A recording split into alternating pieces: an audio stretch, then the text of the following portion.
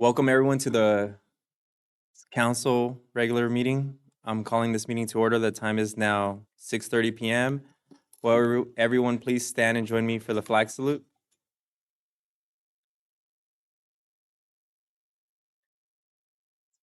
Ready? Begin. I pledge allegiance to the flag of the United States of America and to the republic for which it stands, one nation, under God, indivisible, with liberty and justice for all.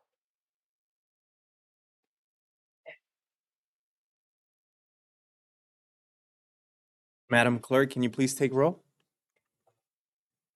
Councilmember Gama, Here, are our monitors off or? Councilmember Hernandez, Here. Councilmember McQueen Lejeune, Here. Mayor Pro Tem Perez, Here. and Mayor Martinez. Present. Tonight's inspiration is going to be given by Councilmember Hernandez. Thank you, Mayor. Very happy to be here and see everybody here this evening. I just got back from a trip from Puerto Vallarta, Mexico last week. And one theme that's been resonating with me as I made the trip and got home was gratitude. Gratitude for a quality of life that we enjoy here in Port Hueneme. So that's the message that I want to share with everybody today. And as many of you know who practice gratitude, it helps us feel positive emotions. It helps us relive happy memories and improve our overall mental health. It can turn a bummer of a day around. If you're having a bum day, think of something that you're grateful for, and your day can be positive for the rest of the time.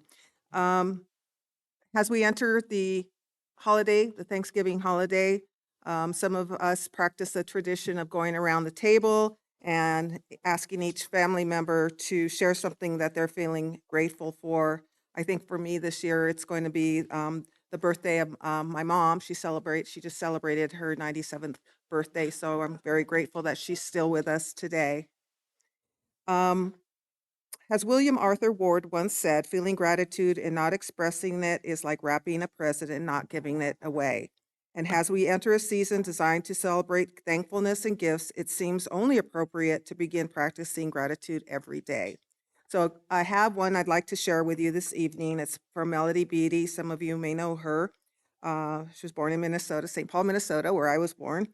Gratitude turns what we have into enough and more. It turns denial into acceptance, chaos into order, confusion into clarity. It makes sense of our past, brings peace for today, and creates a vision for tomorrow. Thank you. That's my inspiration for tonight.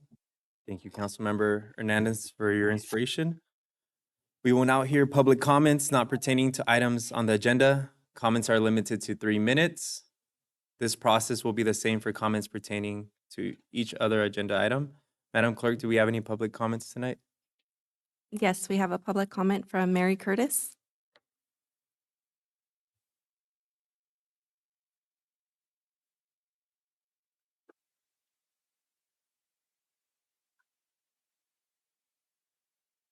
Issue that we have is we're not allowed to post temporary signs announcing special events. And working with the city planner, found out that it's part of a municipal code because we are kind of in a residential area. But the banners that we place are not facing the residential area, they're facing the park. We're on the corner of Bard and Park. So we would like the city council to maybe relook at that and see if there's some kind of, change that they can make to that municipal code or some special variance that we could get so we could have a temporary banner whenever we're having a special Christmas program or a summer program. We support Troop 207 of the Boy Scouts. They're here supporting us. And they need to put information out there so people passing by could see that the Boy Scouts are at our facility and that they're available doing different things. So that's my request. I don't know where to go from here. I mean, can I get on the agenda? Can I come to a planning meeting? Yeah, so we were just talking, we are looking at updating our sign list or our sign ordinance for the city. And so the council can't discuss the item I tonight. understand. It's not on the agenda, Yeah. but as we do that, we will stay in contact with you. Okay. And then that'll give when we bring that through the process, there will be opportunities for public comment and all that stuff. So Okay, we can do thank you that. very much. We Thank you. appreciate it. Thank you. Timothy Virgo.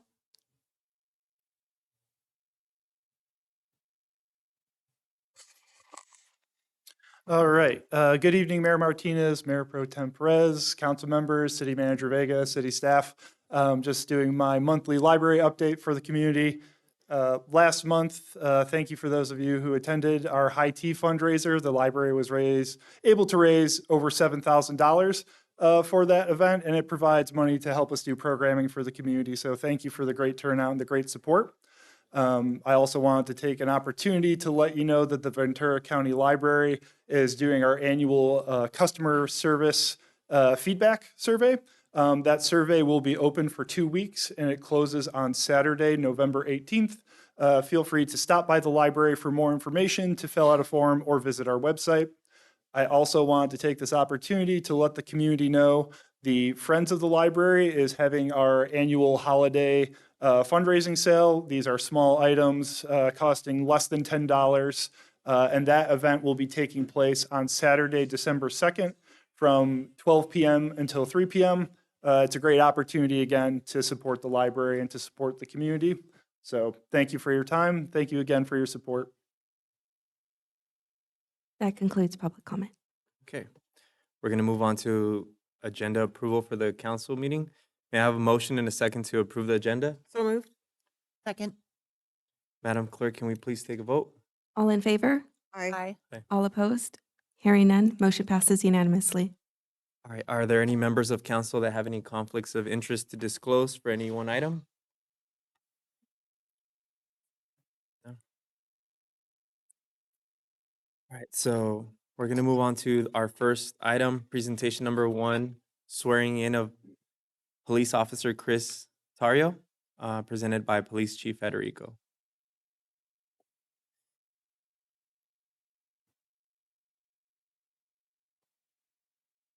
Good evening, everyone. First thing I want to say, this is probably our first public appearance since the month of November began. So if you did not get the message, the police department is participating in Men's Health Awareness November. And it's the first time in my life I'm growing a beard. Normally I just do a mustache for this. But I got a lot of pressure in the station because all the cool kids were growing their beard. So I'm going beard this. Yeah. I wish Look I'd great. done it before it was all gray. But yeah, beard's coming.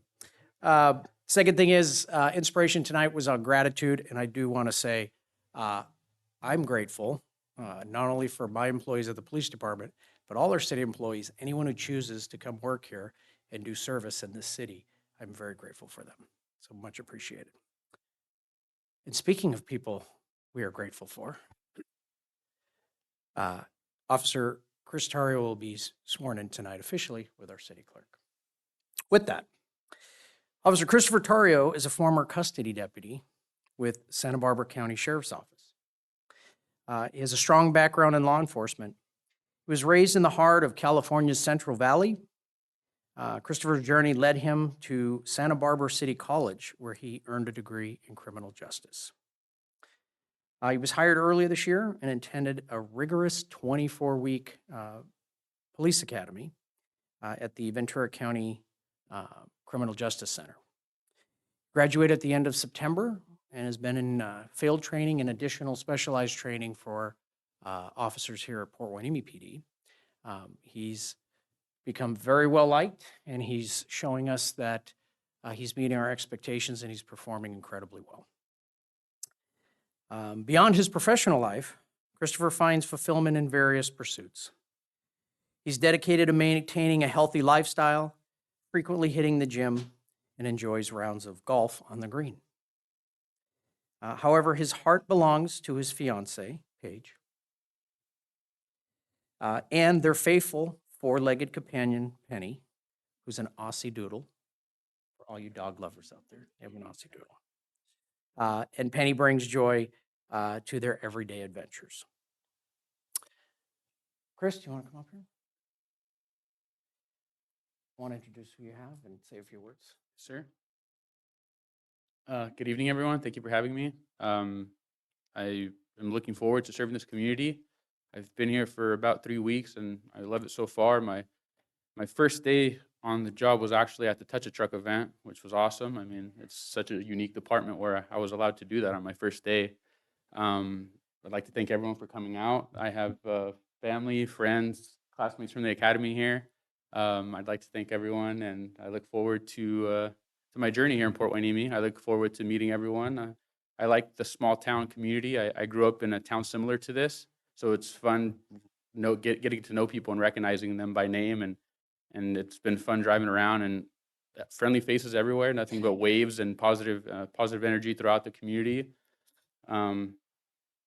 I look forward to maybe catching an open gym basketball with Mr. Martinez. And yeah, thank you for having me. Thank you for Commander Albertson for giving me the opportunity to join the department. The chief wasn't here yet, but as soon as I met Chief, I knew this was the right department to be with as well. I'd like to thank everyone for coming and look forward to this journey in the career.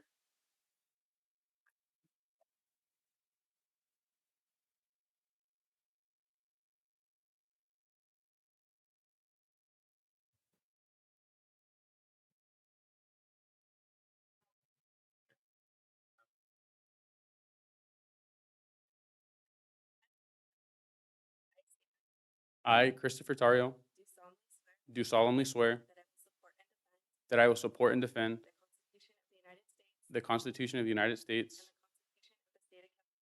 and the Constitution of the State of California against all enemies, foreign and domestic,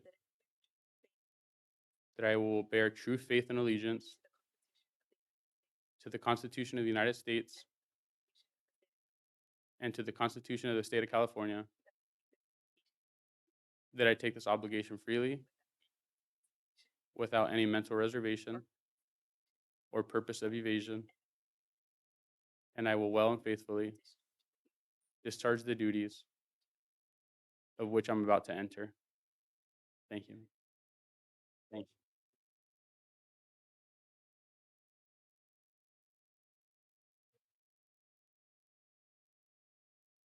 And as tradition, there'll be a badge pinning, which will be done by his fiancee, Paige.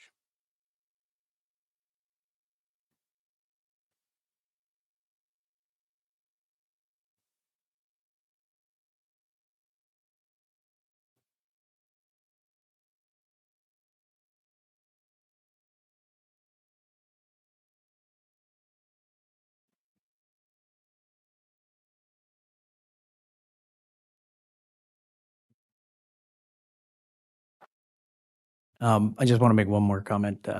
Most of us, when we host the swearing-ins, we usually read off, and Georgiana is so impressive that she has mastered the art of this. Kudos to you, Georgiana, for doing all that from heart. Thank you all.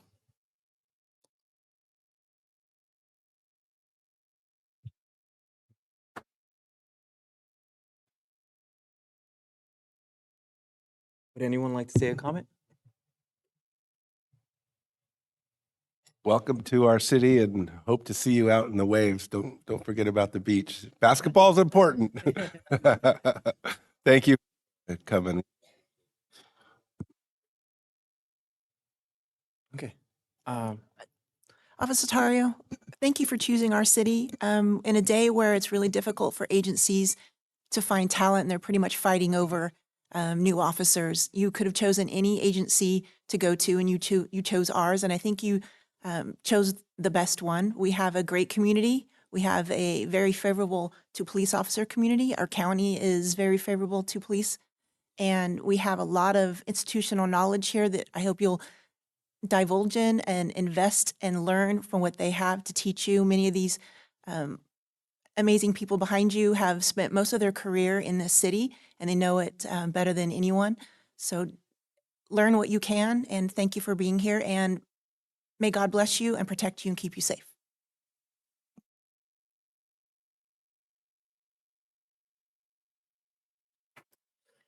All right, we will now consider items on the consent calendar, which will be enacted in one motion unless a council member has a request to remove an item for discussion.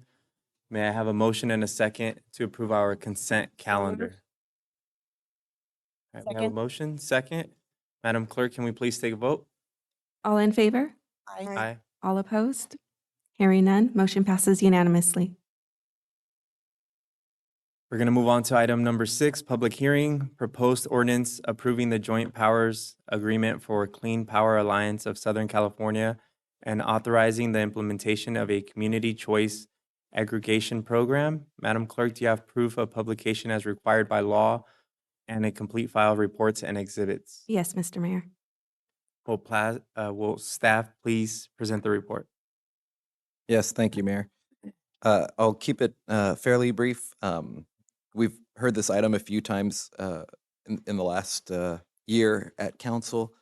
We've discussed this item a couple of times. Back in March, the city received a presentation from the Clean Power Alliance with information on the program that explains some of the benefits of participating in the program, such as enhancing local control over power supply and rates, and the opportunity to have a positive environmental impact by choosing power options with higher levels of renewable energies. And in June, the City Council authorized the city to pay a fee for the Clean Power Alliance to conduct a study to be considered for membership. And so this is now the third time it's come to council with positive news from that study. The Clean Power Alliance completed that evaluation, and on October 5th, the Clean Power Alliance approved a resolution which authorized them to invite the city to become members of the Clean Power Alliance. And so after going through that process, we are now at the point where we have a public hearing tonight to consider adopting an ordinance to implement the Clean Power Alliance and the implementation of a community choice aggregation program. If the city, there is a time sensitivity to this. If the city wants to join at the earliest possible window, which is likely 2025, we would need to introduce the ordinance tonight and adopt it at the next meeting in November. If we aren't able to do that, joining the Clean Power Alliance could be delayed. So for tonight's item, and to stay on schedule, we are recommending introducing the ordinance with the second reading scheduled for the next meeting. Once that's adopted, there are still 2 decisions that have to be made, but those can be made at a later date. One would be which council member, or it doesn't have to be a council member, but who to appoint as a representative on the Clean Power Alliance board. Each city that joins gets to have a member on the board. And then the second would be to select the power level or tier.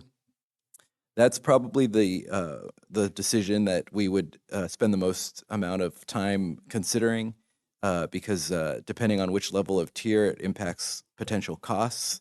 Recent estimates from the Clean Power Alliance show that the lean or clean level of power could result in a saving for most users, while the 100% green power level may result in some increased costs to users. So that decision will be the important one. When we bring that, we'll bring data from the Clean Power Alliance showing those costs. But for tonight, we just wanted to raise it as something to start thinking about. Tonight, we don't have to decide which power level. We just have to decide whether to join the Clean Power Alliance Community Choice Aggregation Program. So with that, at this time, we recommend introducing the ordinance to move forward with implementing the Clean Power Alliance. Does council have any questions for staff? Mayor. City Manager, on page 2 of 7 on paragraph 3, there's a statement, and I just want clarification because it was a little different than what I went away from last time we talked about this. Mhm. It says the default rate is the rate that Port Hueneme customers would be enrolled in at the start of the CPA transition, unless action is taken by the customer to choose a different rate or opt out. And so my question is, does that mean that every resident would have to take an action to opt out, to not be part of this? Any resident who would not want to be part of it would need to take an action to opt out. And we do have, I think we have Ted and Karen here from CPA. And so they could correct me if I'm wrong on that, but I've been through the process once, and that was how I recalled it being rolled out. And is that correct? Yes. So they would, the minute the city joins and opts in, all of our residents join and are opt in at the same level unless they choose to opt out. Okay. So, Hi, Sure. good evening. I'm Ted Bardicki. I'm CEO of Clean Power Alliance. Been through it 35 times now. So there's a notice period. We send 2 official notifications prior to enrollment and then 2 notifications after enrollment. At any time, a customer can either change their rate from what the city decides or opt out. So they can either opt out or change their rate even before service begins. Right. So the reason I asked the question, because it means that our residents will have to take action or they'll automatically go into the CPA. That is There correct. was some verbiage in here about the rates being higher, possibly being higher than possibly what they're currently paying. So I would be a little concerned about that. And just to make sure that it's not our problem if someone doesn't get the notice or doesn't reply to the notice or isn't contacted properly. And we have made the decision that they're going to go to CPA at the higher rate. So I'm a little concerned about that. So just wanted to voice that. Yeah. Just make sure. It's definitely a fair concern. I think when we choose the rate, that'll be something we have to be conscientious of. And then also, once a rate is chosen, and maybe even before, but Clean Power Alliance also starts providing some outreach materials to the residents as well, if you want. Yeah, the notices is not the only community outreach that we do. We're in the process of, we'll be enrolling customers in Santa Paula, for example, and we were out at the Ventura County Days there long before the notices are sent. But I absolutely agree with you that the rate that you choose, we call it the preferred energy option, which is the rate that someone would go on if they took no action, is other than joining, the major policy decision that you will have going forward. And you'll want to bring all of those questions. Right. Thank you. And there's one final question, if you don't mind, City Manager. So there's also some verbiage about the rates, the lower rates are going to happen 18 months later. Did I read that properly? So that the rates would begin when we enrolled customers, which we currently anticipate would be in October of 2025. So you make a decision today, then we spend a year, well, we have to get permission from the PUC, and then there's about a year of preparation work. We have to go get additional power. You have to decide what that preferred energy option is. And then beginning in the summer, we would start sending those official notifications. Last question. So are you saying that when residents transfer over, the lowest rate that you're offering will be available for them at that time? Yes. So regardless of the lean, clean, or 100% green tier we choose, our residents are going to experience an increase in cost. That's at the current rates, that's not the case. Currently the lean power rate is 1% to 2% cheaper than Edison. So if you wanted to, as a council, choose a preferred energy option of lean, that would result in a rate decrease or bill decrease for people. I'm looking at page 7 in our agenda, and it has the 3 broken out, and it appears that each one of them shows an increase. The lean power 3.3, clean power 4.4, and 100% green 8.8%. I think that's because those include streetlights, which residents don't don't pay the bulk of those costs. The city would pay those costs. But so adding the streetlights in increases it from a 1% to 2% reduction to a 3% increase. But the residents wouldn't be impacted by that. That'd be potentially our cost. Okay.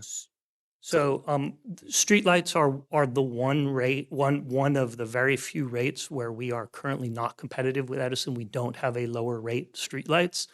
About half of our cities because of this is a structural issue about cross subsidization in rates. About half of our member agencies end up opting out those streetlights because of the increased cost. Some keep them in because they want to pursue the high levels of renewable energy. But as a city, you also will be a customer, and you also have those same rights to change your rate or opt out at any time. Do we know how much our streetlights cost us a month? I'm just curious. I don't have that readily available, but we could provide that. We can provide it because we'll have an item to discuss the rates. We'll make sure we include all the rate information at that time. For now, we wanted to just highlight that the lean power would potentially be a decrease. The others might be an increase. So we probably want to be aware of that and start thinking about that. So Okay, it's a little confusing to try and become an expert on this in a very short amount of time, but I do see a lot of critique from both sides. Some saying that, yeah, solar's great, but you know, it has a footprint. The carbon footprint obviously is way less than natural gas or oil.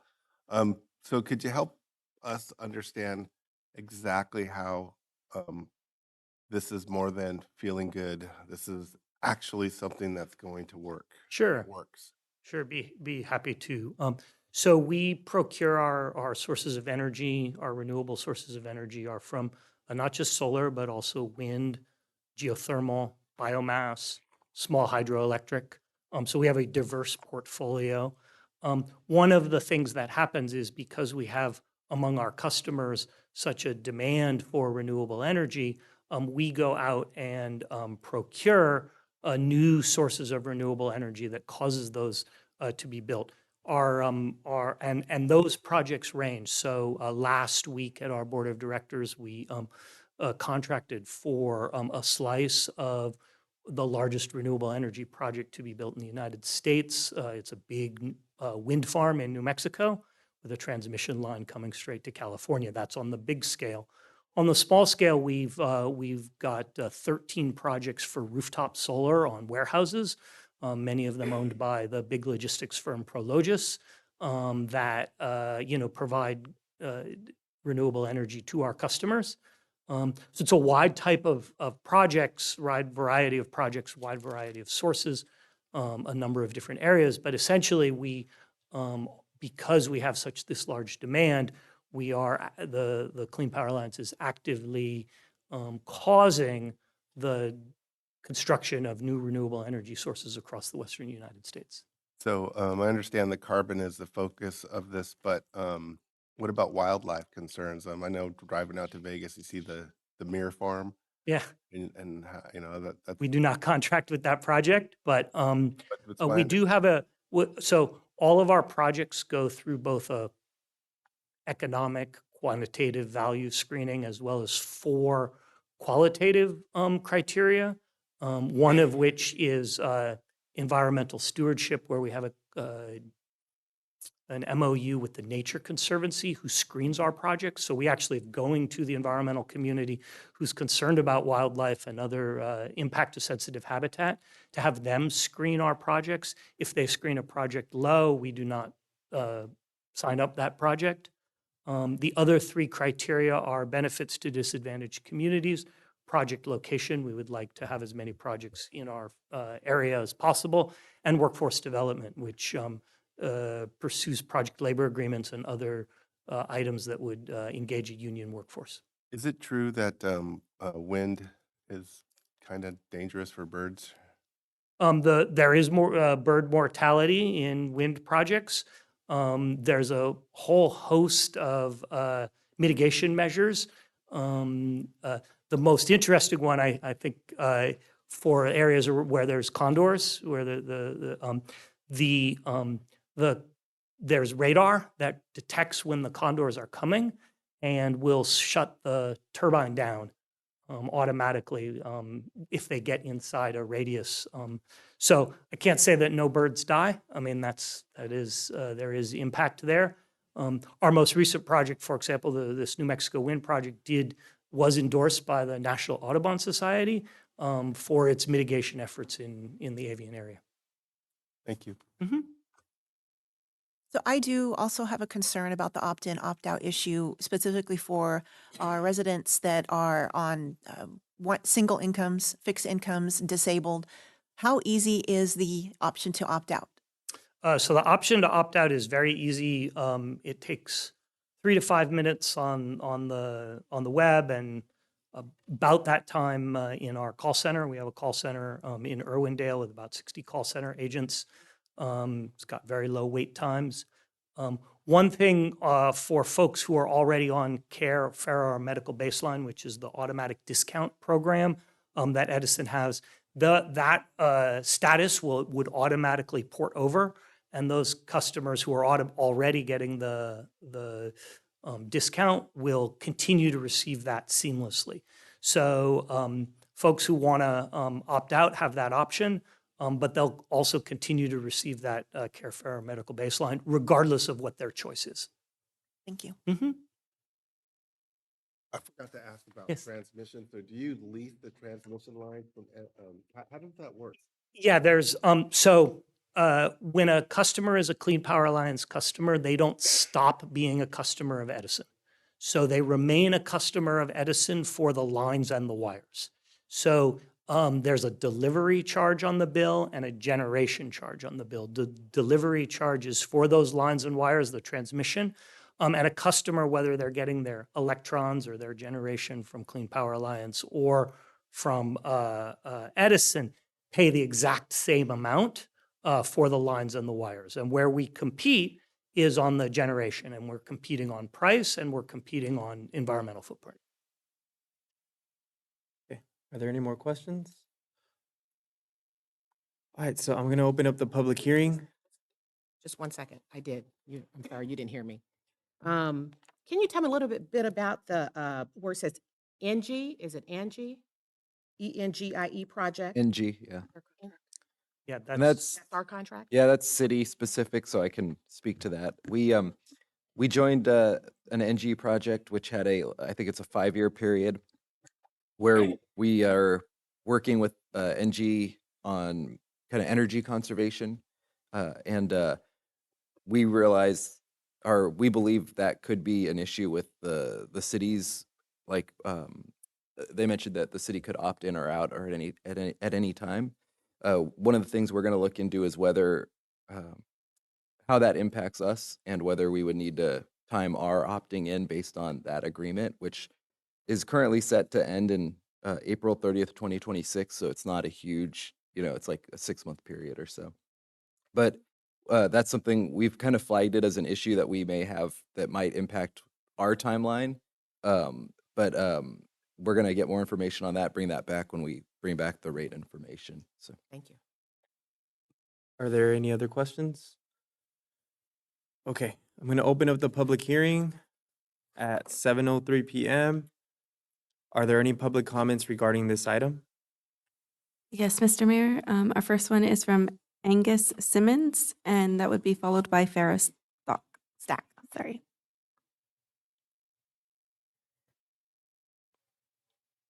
Honorable Mayor, distinguished members of the council, my name is Angus Simmons.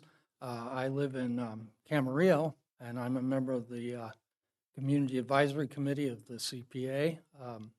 When we were first married, my wife and I did live in Port Hueneme, so one of my favorite things is to walk out on the pier. It's a pleasure to be here.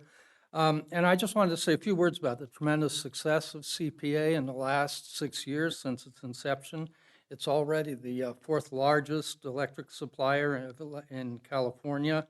It serves 30 cities and the 2 counties, Ventura County and Los Angeles County, and 3 more cities, including Santa Paula, are going to be added to the service in the spring.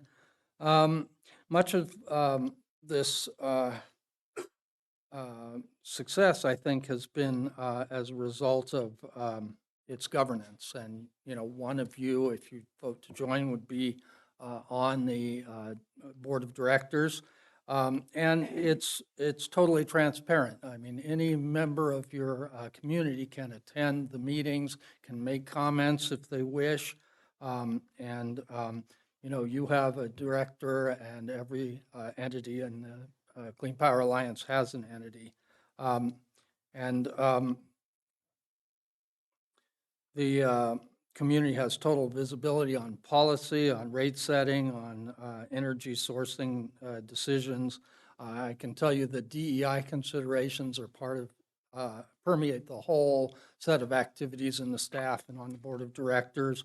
I was very impressed by the way the board dealt with payment arrears during COVID times and the concern that they showed for people who are having trouble making payments. It's something very important. In the early days, the board exercised prudent management to put money aside for reserves. Procurement has been marked by very high labor standards, including more than 20 project labor agreements for new infrastructure completed for CPA, funds for training for the next generation of clean energy employees. And the CPA is currently in the process of implementing $200 million in local projects and programs in resilience, grid management, local procurement, building and transportation, and getting that done by 2025. Finally, the last thing I'd like to say is that joining the CPA by many cities has been considered the most important single thing they could do in meeting and making progress in their climate action plans. Thank you, and it's a pleasure to speak to you. Farah Stack?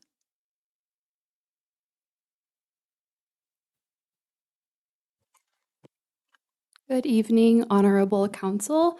My name is Farah Stack. I am the Policy Associate for the Community Environmental Council, a local environmental nonprofit organization whose mission is to build on-the-ground momentum to reverse the threats of the climate crisis. We work throughout Ventura, Santa Barbara, and San Luis Obispo counties. I'm here today to urge the Council to join our regional community choice energy provider Clean Power Alliance, or CPA. Community choice energy is the foundation for creating a carbon-free economy by taking carbon out of our energy supply. As a city located in the fastest warming county in the lower 48 states, and with a pollution burden higher than 80% of other California cities, it's imperative for us to drastically reduce our reliance on carbon emissions. Community choice energy is the most cost-effective solution for quickly reducing carbon emissions, and it allows cities to help California's state goal of carbon neutrality by 2045. Not only do community choice energy agencies like CPA help California and cities achieve its climate goals, it also provides an opportunity to advance energy justice, energy democracy, and empower community-led decision-making. Unlike investor-owned utilities that are private companies operated in large part by shareholders, CCAs are formed by local city and county governments and are governed by boards of elected officials. CPA partners with local cities to bring access to 100% clean electricity in Ventura and LA counties. More competition leads to better prices and services, and that is exactly what has been occurring in our region since CPA has launched. CPA also allows low-income customers in 100% green default cities to access 100% renewable energy at CPA's lower-priced clean energy rate. Another benefit of CPA is that it reinvests profits right back into the communities it serves. CPA has launched local programming that includes electric vehicle infrastructure funding, community solar, resiliency and grid management, building electrification assistance, among other programs. We believe that the city of Port Hueneme can benefit immensely from these local programs and will still have access to SCE's programs. We urge the city of Port Hueneme to join the cities of Oxnard, Ventura, Camarillo, Moore Park, Thousand Oaks, Simi Valley, and the county of Ventura, who have been enjoying the choice to freely choose where their energy is coming from. Santa Paula will soon reap the advantages of CPA, having voted to join CPA at the 100% green default option. Community choice energy gives residents a choice, allows competition for better prices, and offers local programming that Port Hueneme can benefit from immensely in the transition to a cleaner and greener future. We urge the city of Port Hueneme to join CPA and the millions in our region who have made the switch. Thank you. Luis Mendez?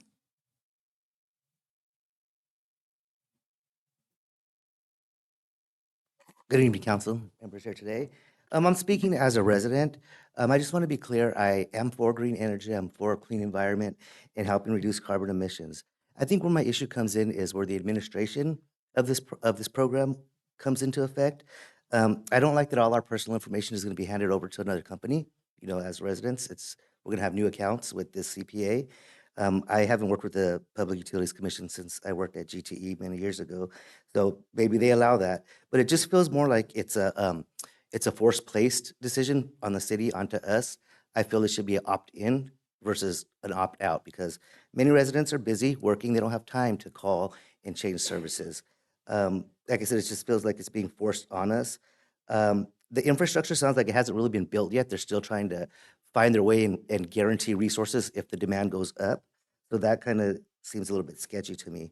I do look at the 5% possible increase that I read in an article regarding Southern California Edison's existing contracts that they have to fulfill for costs that they have already committed to, that could carry over to the new CPA customers as well, if that is to increase, if it's approved by the Public Utilities Commission. So, like I said, these are concerns as a resident. You know, I feel that asking us to have to opt out is too much. You know, if we want the services, we should be able to sign up for it, not vice versa.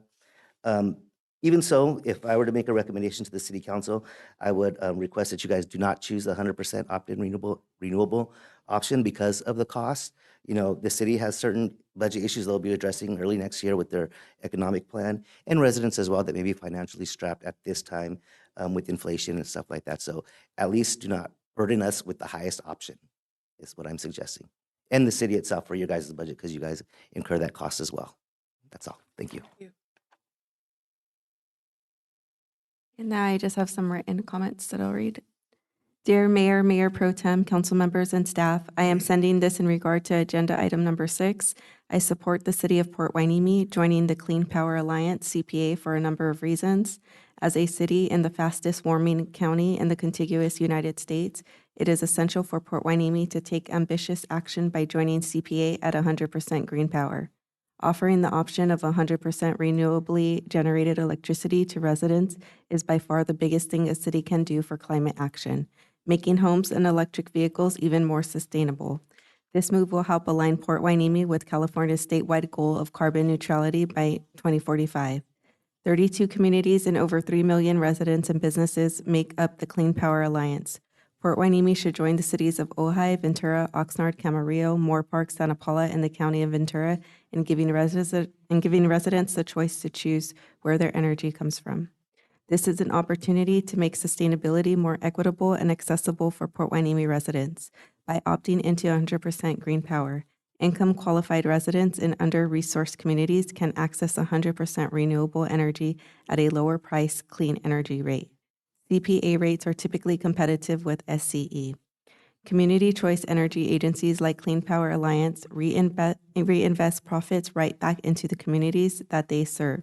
In the future, Port Hueneme could benefit from local programs like a resilience center, electric vehicle infrastructure funding, community solar resiliency and grid management, green workforce development, and more. Best regards, Joan Tharp. The next one is, dear council members, Climate First, replacing oil and gas. Seafrog is a grassroots environmental nonprofit dedicated to combating the climate crisis by working to shape the transition from fossil fuels to a carbon-free economy in Ventura County. We are committed to the establishment of an economy that is sustainable, inclusive, and promotes renewable energy. Seafrog strongly supports the city of Port Hueneme's moving forward with joining Clean Power Alliance with the investment in the feasibility study. This is one of the single largest things a city can do for climate action and will make homes and electric vehicles even more sustainable. Moving to green power is a climate-forward and exciting way to reduce greenhouse gas emissions. This will not only help ensure a comfortable, thriving future in Port Hueneme, but aligns the city with California's statewide goal of 100% clean, renewable energy electricity system by 2045. As a coastal city in the fastest warming county in the contiguous United States, it is essential Port Hueneme moves forward with green energy. Port Hueneme would be joining the county of Ventura and the cities of Oxnard, Thousand Oaks, Ventura, Camarillo, Moorpark, Simi Valley, Ojai, and the most recently Santa Paula in utilizing efficient and cost-effective energy. Clean Power Alliance rates are typically competitive, allow Port Hueneme residents and businesses to choose where their energy comes from, and offer an electricity supply alternative to the utility monopoly of SoCal Edison, leading to more competition and better prices and services. When joining a community choice energy, local control is often an important factor for jurisdictions. The motto of the Clean Power Alliance ensures the public and local jurisdictions have a choice and equitable representation. First, providing an alternative to the current electricity monopoly allows communities to take control of purchasing their own power and make energy decisions locally. Second, each jurisdiction member has exactly one representative on the Alliance Board, no matter the size of the jurisdiction. This means that Port Hueneme would have the same voting power on the Clean Power Alliance Board that a larger city like the city of Los Angeles has. This is an opportunity to make sustainability more equitable and accessible for Port Hueneme residents. By opting into 100% green default, low-income residents can access 100% renewable energy at a lower price clean energy rate. Additionally, Clean Power reinvests profits right back into their member communities. This means Port Hueneme could benefit from local programs in community, solar, resiliency, and grid management, green workforce development, electric vehicle infrastructure funding, and more. CFROG urges the City Council to move forward learning more about Clean Power Alliance and eventually making the worthwhile investment of $10,000 for a feasibility study to see the positive changes make a meaningful impact in the short term. Please consider making this bold choice as soon as possible. Thank you for prioritizing the future of Port Hueneme by supporting clean energy because, as you know, business as usual is detrimental to our client, health, and economy. With urgency, Haley Ellers. Excuse me. Dear City Manager Vega, we are pleased to report that at our November 15, 2021 board meeting, the Oxnard Harbor District Port of Hueneme adopted a resolution to decarbonization with a $200,000 grant from the California Energy Coalition. The Port of Hueneme is fully engaged in developing our blueprint to zero emissions in partnership with our community partners. 350 Ventura County Climate Hub, Coastal Keepers, Merito Foundation, Real Guppy Outdoors. Access to clean energy options available through the Clean Power Alliance, CPA, has been identified as a strategy to support the Port of Hueneme and our partners in this endeavor. As such, the undersigned herein encourage the City of Port Hueneme to explore this option and consider joining the Clean Power Alliance, the regional community choice energy provider. Based on our research, we understand there are several advantages to joining our region's CPA. It allows residents and businesses to freely choose where their energy is coming from and allows residents to opt out or down at any time. These alternative sources of electricity can be efficient and cost-effective solutions for quickly reducing greenhouse gas emissions. CPA collaborates with local cities to bring access to clean power in Los Angeles and Ventura counties, offers stable, competitive rates, and higher renewable content. According to the CPA, low-income customers in 100% green default cities receive 100% renewable energy at CPA's lower price clean energy rate. Also important to your consideration, community choice energy agencies reinvest profits right back into the communities they serve. The CPA has launched local programming that includes electric vehicle infrastructure, funding, community solar, resiliency, and grid management, building electrification, financial and technical assistance, and green workforce development programs, among other programs. We believe that the City of Port Hueneme and its residents could realize significant benefits based on how the CPA supports undeserved communities. As you look at the future energy mix for the City of Port Hueneme, we respectfully request you consider community choice energy to help the port, our community, and California meet the goal of carbon neutrality by 2045 and a transition to a cleaner and greener future.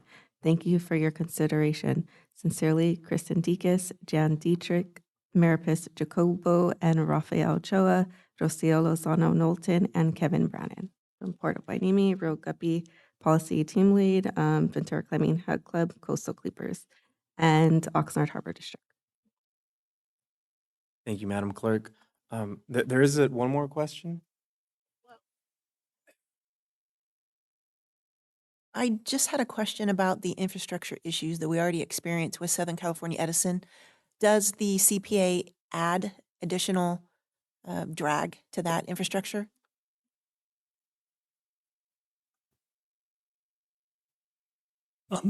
No, we do not. The electrons that flow, whether they're put on the grid by CPA or by Edison, have the same amount of use of that infrastructure. So there's no impact there. Where Clean Power Alliance does impact reliability in a positive way is through two ways. We have a very large investment in energy storage to here locally as well as around the grid to maintain reliability even with the use of renewable power. But also we have a program where we put solar plus backup batteries on critical facilities owned by our local member agencies. So we're about to put a solar plus storage on the Oxnard Public Works building, fire station in Simi Valley, another fire station out by Ojai, number of places around the region that are critical. So if the power goes out, those critical facilities can stay up. Yep. It's been mentioned a couple times, reinvestment into the community. Could you give us some examples what that looks like, please? Absolutely. So I'll mention the one that was in the paper here in Ventura County. Most recently, we funded the largest investment in electric vehicle charging, publicly available electric vehicle charging in Ventura County, about $4.8 million. That was available to install chargers. That's one reinvestment. Yes. How does that get distributed equitably amongst the membership? Because my understanding is if you're going to put 10 charging stations, it's quite expensive. Yeah. So that was a first come, first serve reservation for customers to install those chargers. Some of our member agencies themselves, some of our local governments, Camarillo and Moore Park, for example, used some of that funding, but also, 7-Eleven and some of the grocery stores used it. Also, a number of multifamily housing projects used it because that is areas where, folks don't have an individual a garage where they can put an EV charger. There needs to be publicly available charging to be equitable in publicly available areas because not everybody's got a garage, not everybody can put it in their home. So we put earmarked half of the $4.8 million for low-income disadvantaged communities. So about $1 million is going into Oxnard, in the Oxnard area, for example. So most of our programs have set-asides or earmarks for low-income customers. So if, let's just say 50% of the cars in our city went electric, what would it look like? I mean, how would we service the charging of those vehicles? Well, we'd need a lot more chargers, and that's the path that we're on, trying to fund as many as possible. I think the other thing you would see is that your air would be a lot more clean. Are there any more public comments or? No more public comments. Thank you. I will now close the public hearing. The time being is 7:23 p.m. We have a recommendation before us, introduce the first reading, waiving further reading, and approve an ordinance of the City of Port Hueneme, California, approving the Joint Powers Agreement for Clean Power Alliance of Southern California and authorizing the implementation of a community choice aggregation program. And 2, make a determination that the action that is exempt from CEQA. May I have a motion and a second? I move approval. Second? Yeah, I'm seconding it. Is there any discussion that you'd like to? I believe we'll have another opportunity to discuss this at the next November 20th meeting when we get into discussing rates. Right. There's going to be a couple opportunities. November 20th will just be the consent item for the second reading, adoption of the ordinance, and then there will be a later item that's going to be looking at the rates. Okay. All right, then. Madam Clerk, can we please take a roll? Vote? Councilmember Hernandez, Yes. Mayor Martinez, Yes. Councilmember Gama, Yes. Councilmember McQueen-Lejean, Yes. and Mayor Pro Tem Perez. Yes. Motion passes unanimously. All right, let's move on to item number 7, approval of community benefit fund projects, year 2023-2024. Will staff please present the report? Yes, thank you. This is another item that might look familiar. It's come to council once before this year, earlier this year to be to have a tentative list approved. That was on July 17th of this year. The city council reviewed and approved the initial list of projects, which is included in the staff report on page 2. Table 1 is the initial list.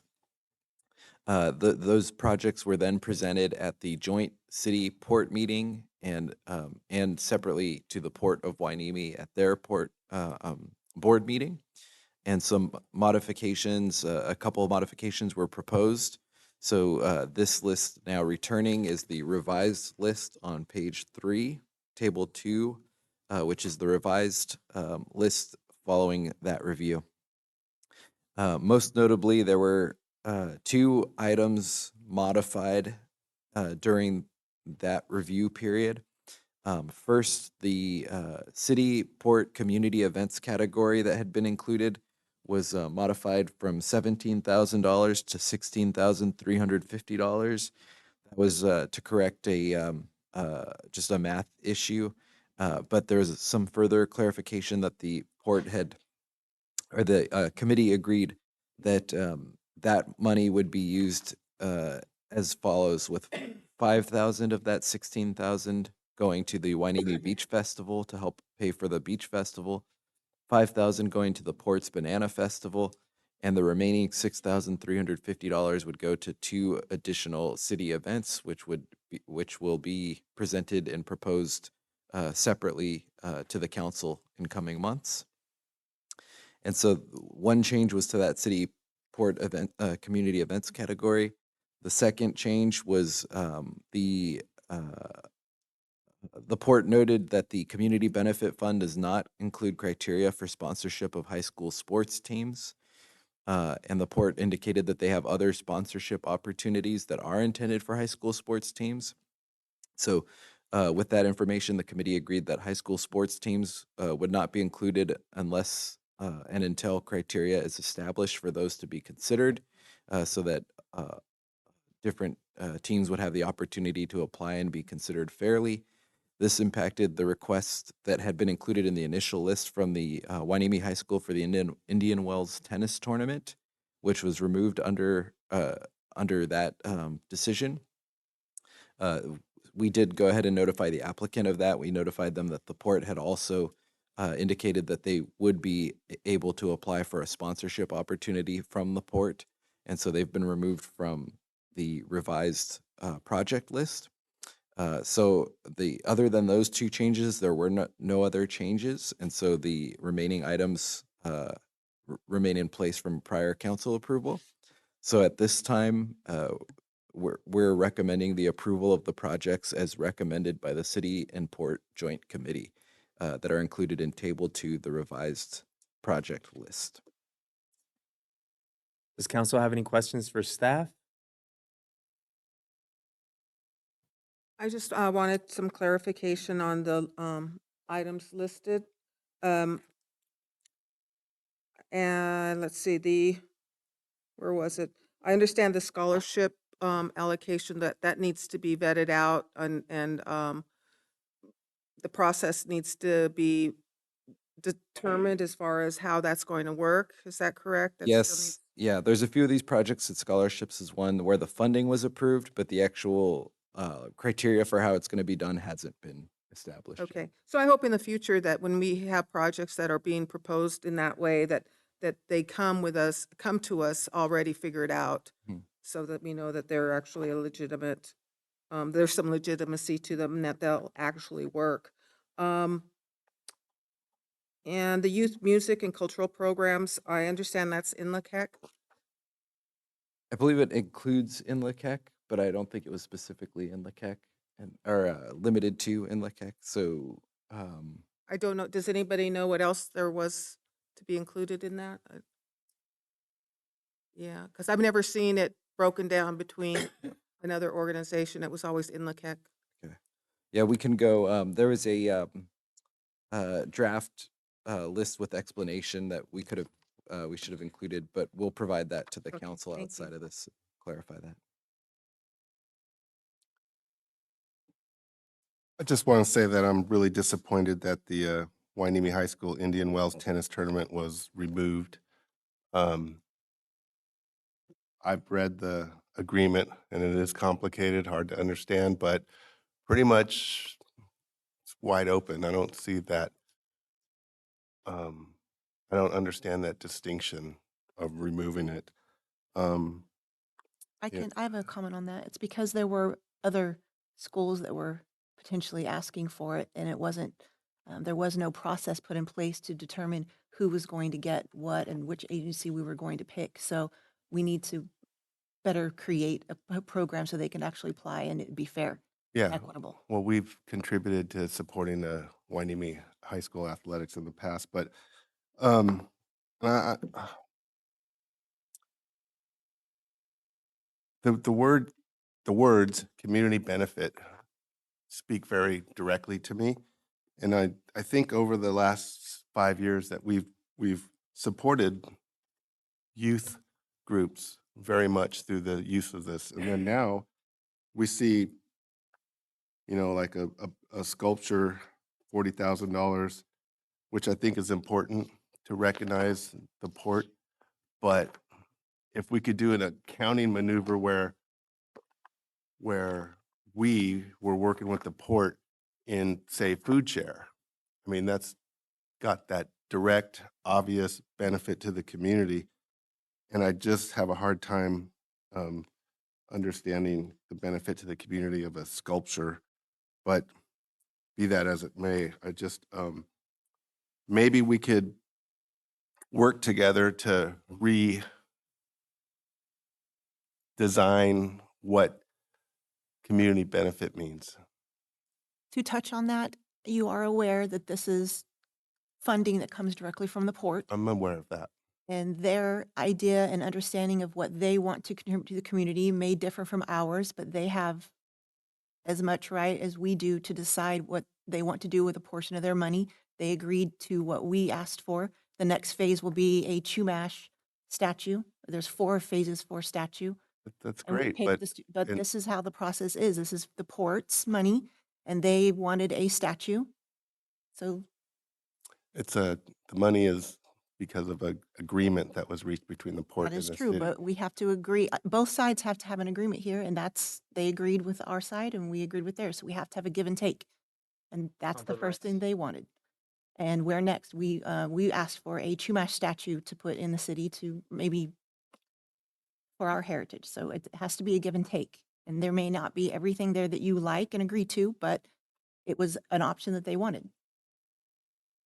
And just to the, maybe forward-looking the point, we did talk at the joint port city meeting about, I think both the city and the port thought that in the future we could do this a little better and we can kind of have like better criteria and an application process and some things like that. So we talked about that at the joint port meeting, and I think both the port and the city felt like that is probably the steps we need to take. So I think we'll look at how to do it in future years. Yeah, I would just like to, again, some of these are obviously benefit to the community and, you know, I was over, the tennis team at Hueneme High School got to the 3rd round of CIF, which is amazing because we're not known for tennis. And so I took the occasion went over there Friday, went over there today. And today didn't work out so well for them, but they played their hearts out there. And, you know, what I hope everybody understands in this community is that tennis team, some of them, many of them, maybe most of them, I don't know, have never left the Hueneme, South Oxnard area. And it's a $2,500 trip for 20 kids, and it literally could change many of their lives. And so it does, again, it's the lowest amount, and, you know, it got dropped off because the port didn't want to support it, I guess. I don't know. But, That was not how it was. We just agreed that we need to establish our okay, well, criteria for I've just future. given you my Your view. information is wrong, though. All So right, I'm just so correcting you. if there's, just real quick, if you Wait, have I'm a not question, done. no, I I'm know, not but done. but we're not having a discussion right now. So if you have a question, we can take questions, but we're not gonna discuss anything right now.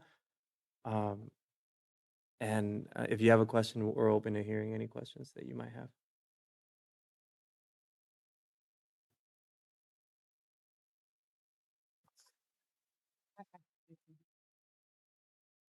So is there a timeline by which the committee will be discussing the criteria and coming up with a criteria, or is it just we need a criteria? Yeah, it was mentioned. Yeah, we talked about coming up with it and coming up with an application process prior to next year's, which probably means we'd have to have it done by like March, April. So we were going to start by sending them some sample applications because from other agencies who've done similar programs, and then sort of start there. So Are there any other questions? I have a question. Did the port offer the tennis team sponsorship? yeah, I did hear that they did offer. Did they offer? the port encouraged the and suggested we also reach out and encourage, and we did encourage the tennis group to contact them about a sponsorship opportunity. Okay. And then in our staff report, we have several items here which are listed as categories: shoreline protection, community development, opportunistic endeavors, and other projects. Would you, does the committee believe that those are criteria that the port operates under and that the decision-making process operates under? Is this criteria here? That criteria is the language as it's written in our settlement agreement. And so those are the categories that were defined in the settlement agreement. And so that's why it was included in the staff. Thank you. Are there any other, does anyone have a question? Any more questions? Are there any public comments regarding this item? We have a public comment from Rich Rollins.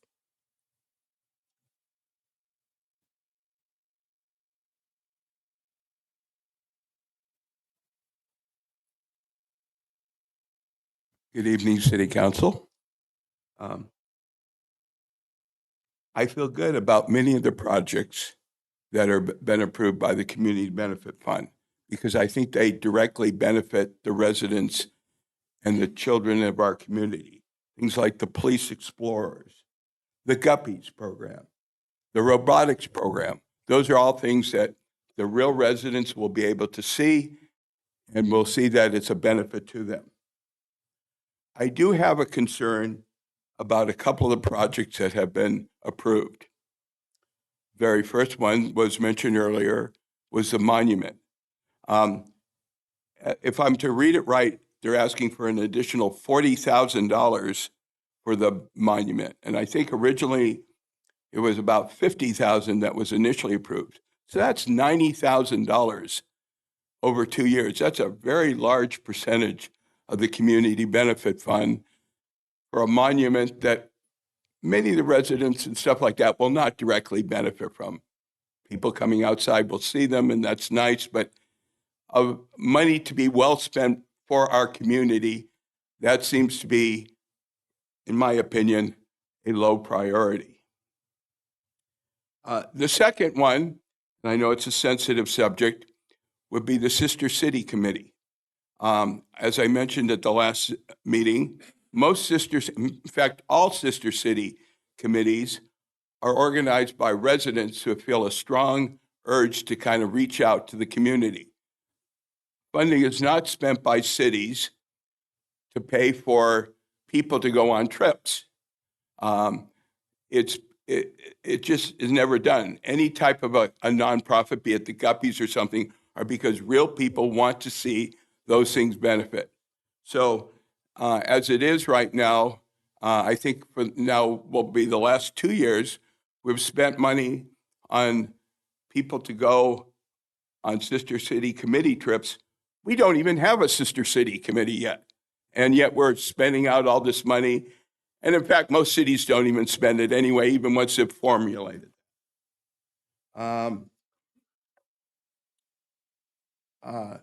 I feel it was mentioned earlier regarding the tennis program.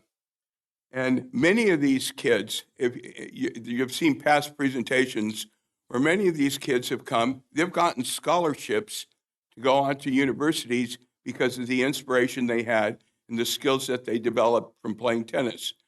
And to be able to go to a trip like that, again, we have a community where many of the kids cannot afford to do those types of things.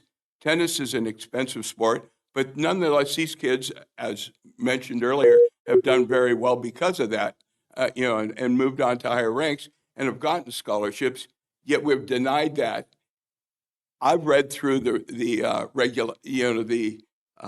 regulations for the Sisters Committee. They're very vague. You can use them for whatever you want them to use, and obviously that's been the case in the past. Finally, and it was mentioned earlier regarding like the cultural programs and stuff like that. I know it's very generically written down there, but like I'm all in favor of a ballet folklorical program, but we don't have a ballet folklorical program in Port Hueneme. It would be great to be able to spend that money to do one to, again, benefit the residents and the kids in the Port Hueneme community. We have teachers. I know there's a number of teachers that teach ballet folklorical that could do that. Thank you, Enough Mr. said, Rollins. and thank you very much. Are there any more public comments? No more public comments. Okay, the recommendation is to approve projects to be funded by the Joint City Port of Hueneme Community Benefit Fund, CBF. Do we have a motion and a second? Move to approve. Second. Okay, let's invite a discussion.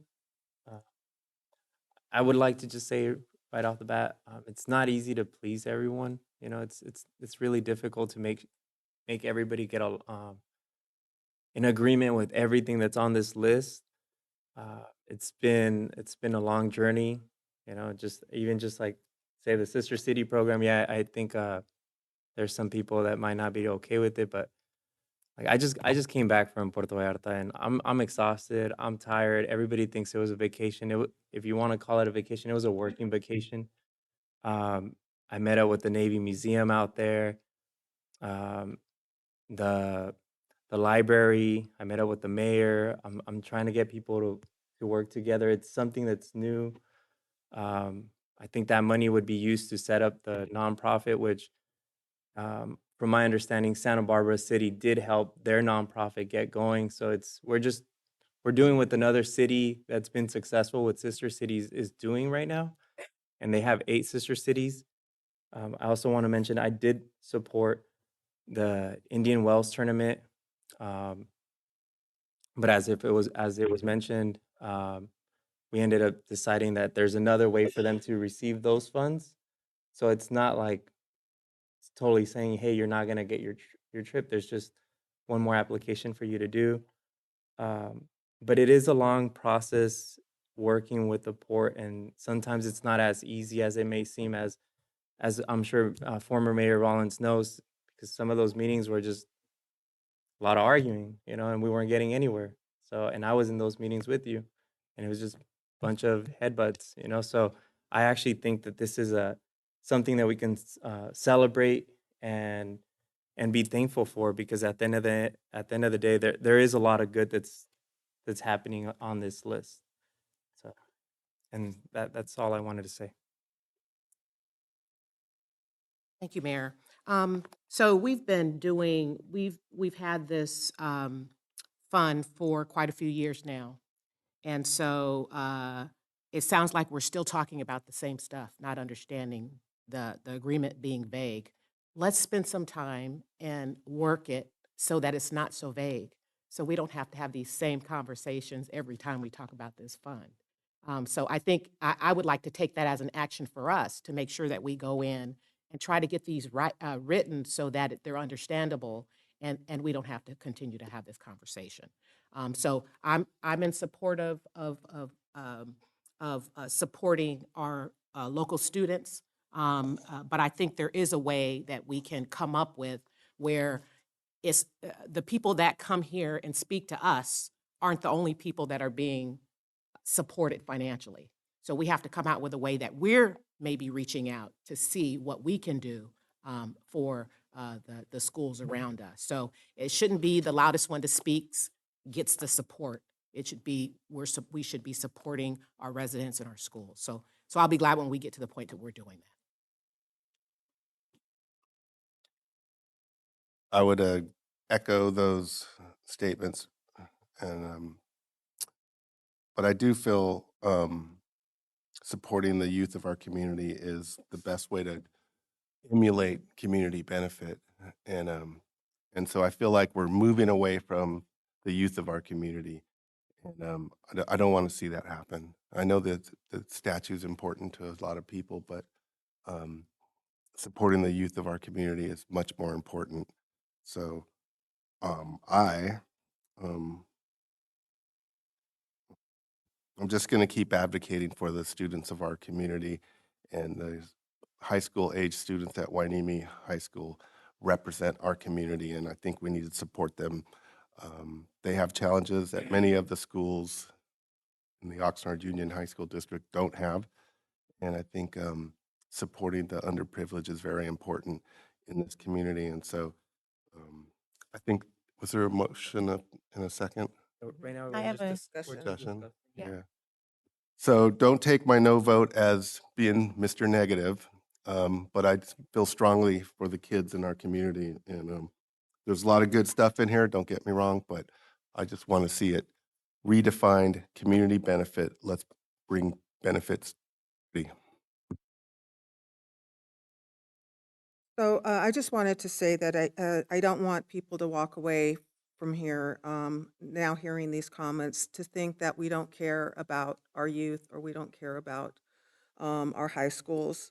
If you look at the list, you'll see that we have a $10,000 scholarship program, which will help benefit students of our local schools, our police explorers, which are really important to us, the Real Guppy program, the Lego First Robotics competition, the Little League. So we are still doing a lot, and I think we're making the best out of this funding. And it is a compromise between us and the port. It's a give and take, as Mayor Pro Tem stated. And the process is lengthy because we have to go through all these levels of approval. So I hope that we can come to an agreement on what community benefit means, because I've heard the port state that several times, but it's for some reason it doesn't get communicated in this among this council. Maybe we do need them to clarify it for us, and I'm hoping that we can do that along with working on a process for recognizing all the groups who can take advantage of this funding. Thank you. That's all I have. If I may, one more time. So you remind me something, scholarships, we don't even have a process for scholarships. I mean, where, do we have a I process? mentioned that earlier. Yes, I So- did. We did talk about No, but- establishing a Like process. even But just again, that item, like No, but again, I'm just pointing out that We already discussed it. No, I have a comment to go off of what Mayor Already been Martinez says.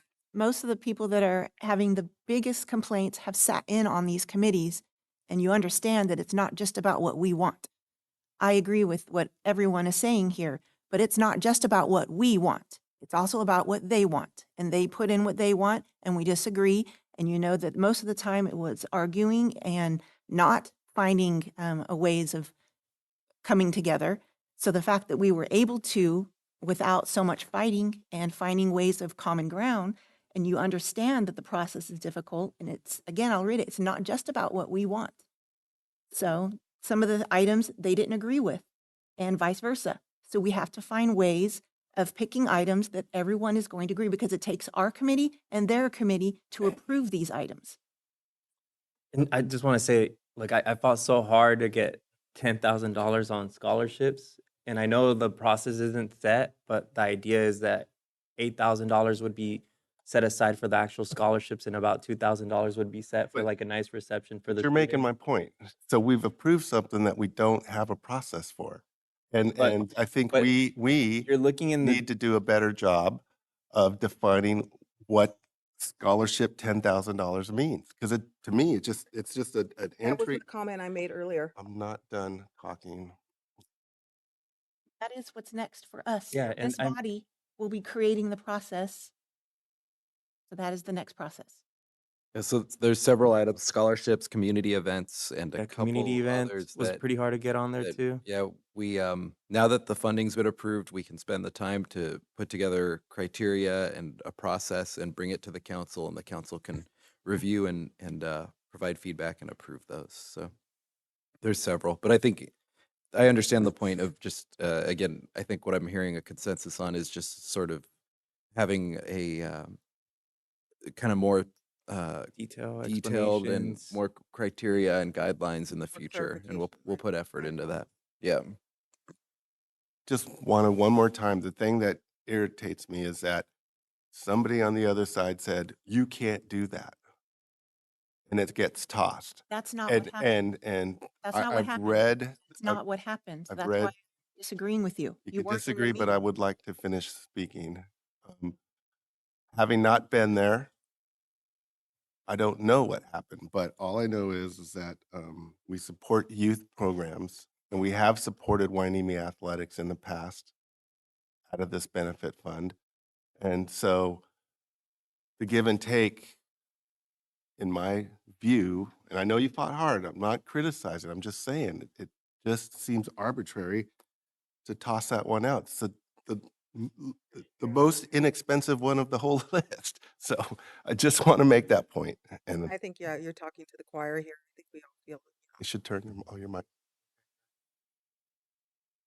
Trust me, it's not easy, man. Like sometimes, like being on council, being the mayor, being on this board, or even just us having this conversation. It's like, do we really have to have this conversation? Like we're approving like a lot of good things for the community, and we're over here arguing over like, well, how is it gonna get done? It's like, well, look, we're in the process. It hasn't been that easy getting to this point. Let's move on. We'll come back and we'll tell you how it's gonna go. But yeah, I mean, I think it's gonna be good for everyone.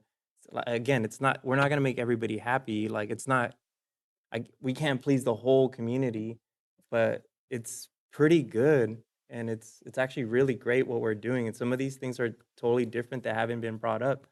The scholarships, the city port community events. I think you guys are gonna be impressed when we do have those events.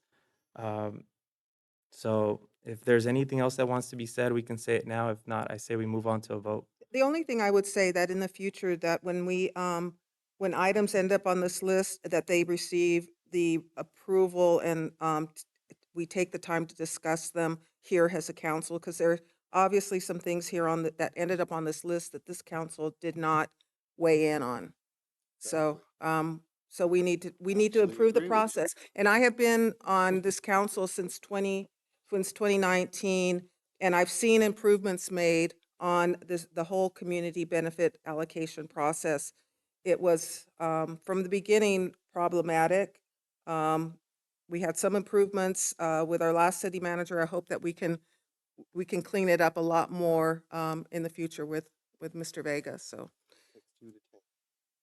That's not what I'm saying, but that's okay.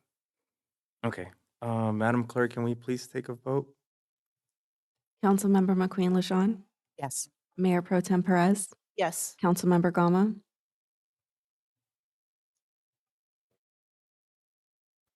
Voting yes, but I'm upset that Wainimi got kicked off. Councilmember Hernandez. Yes. Mayor Martinez. Yes. Vote passes unanimously. All right, moving on to item number 8, authorization to publish request for proposal RFP for the construction of Bubbling Springs Renewal Project. Will staff please present the report? Yes, thank you. And this is the only item we have a presentation, a PowerPoint presentation for tonight, so we'll pull that up here.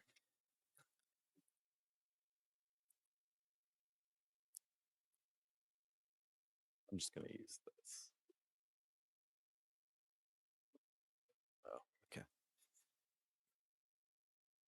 So we'll pull this up.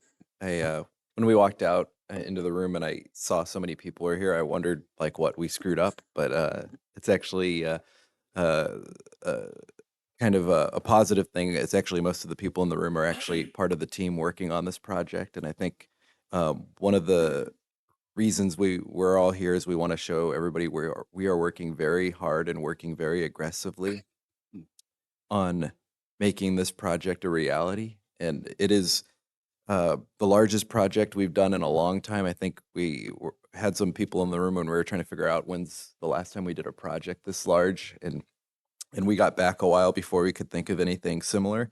But this is a multi-million-dollar, large-scale project, and so tonight we're gonna give some information on it. But mostly, what we wanted to do is, as part of the process for these large public works projects, we need to get the council's approval to publish our request for proposals for the projects. So we're here tonight to get that council approval, but we really wanted to just sort of take the opportunity while we were doing that to actually walk through the project and tell people. We've said the words Bubbling Springs project a lot. We've talked about the grant a lot, but we haven't really walked through what's in the project. And so tonight we're going to try to do that and give some of the background on the project. And so just as a reminder, as we start walking through, the project was initiated in March of 2021 when we applied for a grant. We didn't initially receive it, but we ended up receiving it in February of 2023. We received a $7.5 million grant. And in the time period from February to now, we went through the process. The city adopted a resolution approving or accepting that grant. And then we have been working aggressively since then to move the project forward. We had some hiccups as we got started with the project, but we're in a position now where we're moving forward aggressively. We think we're back on track, and today is a big step as far as approving the RFP to go out. And once we do that, then the project should be moving forward and in time with the current deadline on the grant. So we're moving forward, and we're going to go through a couple of the slides. But before I go through the project, I wanted to just give a little bit of information on probably the biggest challenge with the project. Any project of this size has two major challenges typically. One is costs, and the second is time. So we've talked about the grant deadline, and we've talked about how we're moving aggressively to stay on track with the time. So the good news is that we're working and we're getting back on track on the timing. The challenge that we've mentioned recently, but we had mentioned that we expected this challenge to come, and as we'll go through this report, we'll explain that we do see this challenge coming, which is the second item there, the money, the costs. We expect to see that with inflation, with supply chain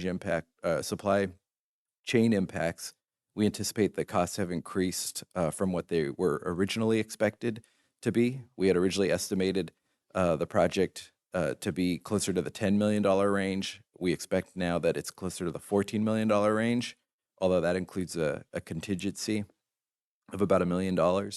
And so we have that updated estimate, and that's a challenge.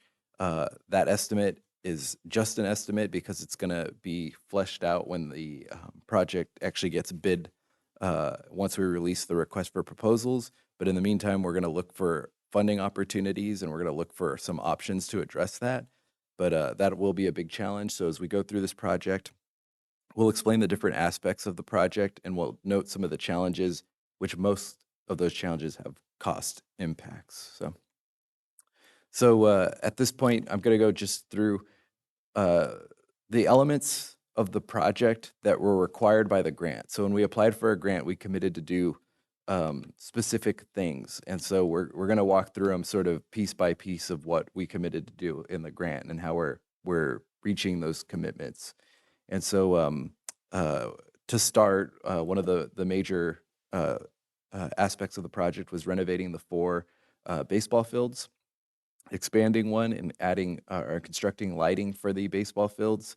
So you can see in this slide the footprint of what the 4 fields are expected, or how they're expected to be laid out, and then an illustration of what we expect it to look like. It includes that portion of the grant. That aspect includes new lighting for the fields, new fencing and warm up areas, new backstops, outfield irrigation, and new dugouts.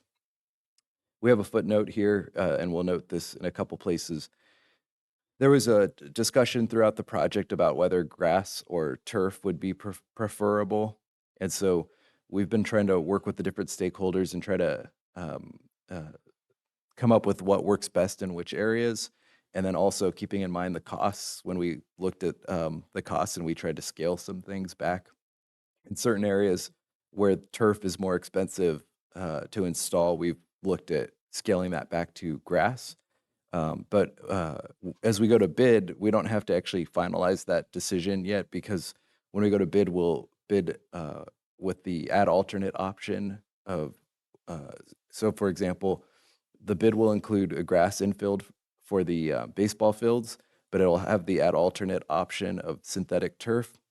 So we'll be able to get the bid to show both of those, and then when we get the costs, we can make a final decision.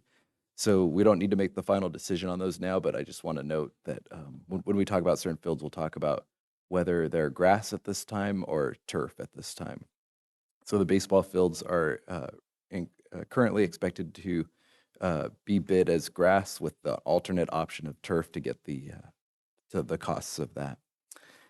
So when we're looking at the baseball fields, we had some challenges that are going to impact the work that was expected there.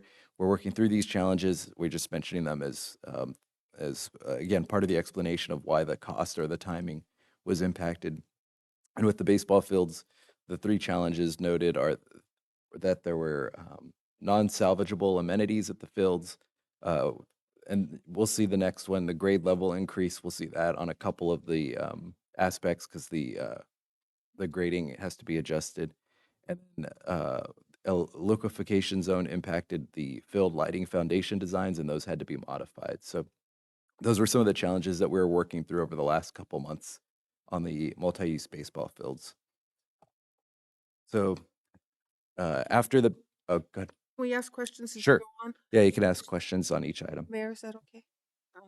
Yeah, I just wanted to ask about the liquefaction zone. How was that identified? Was that identified by in-house personnel, or was that the consultant? Was that part of our coring samples? And do you want to speak to it? Yeah, and we have the whole team here. One of the key things for us is keeping the project moving because of that timeline challenge. So one of the reasons we have the whole team I started to explain was because we all know that time is of the essence. So we are all here today to answer any questions so we can move forward. And so with that. Good evening. I'm Bassam Rasan. I'm with the Cumming Group, and then we are the construction manager on behalf of the city of Port Hueneme, excuse me, for this project. So in terms of the question of liquefaction, there is a shallow water table. It's about 4 feet, maybe 5 feet, just below grade. And part of the geotech report and investigation the geotech engineer came up with, because of that shallow depth of the water table. In the case of a seismic event, liquefaction probably is something that really we have to consider in the design, and that's why we're just talking about the depth of the lighting has changed quite drastically from the original design. Do we, just one more question. Do we expect that the liquefaction zone area will impact other construction later on into the project? No, that issue has been considered throughout the project, whether it was for the lights themselves or whether for footings or the foundations of the buildings on the project. Okay, thank you. Thank you for You're catching welcome. that. Thank you. Thank you.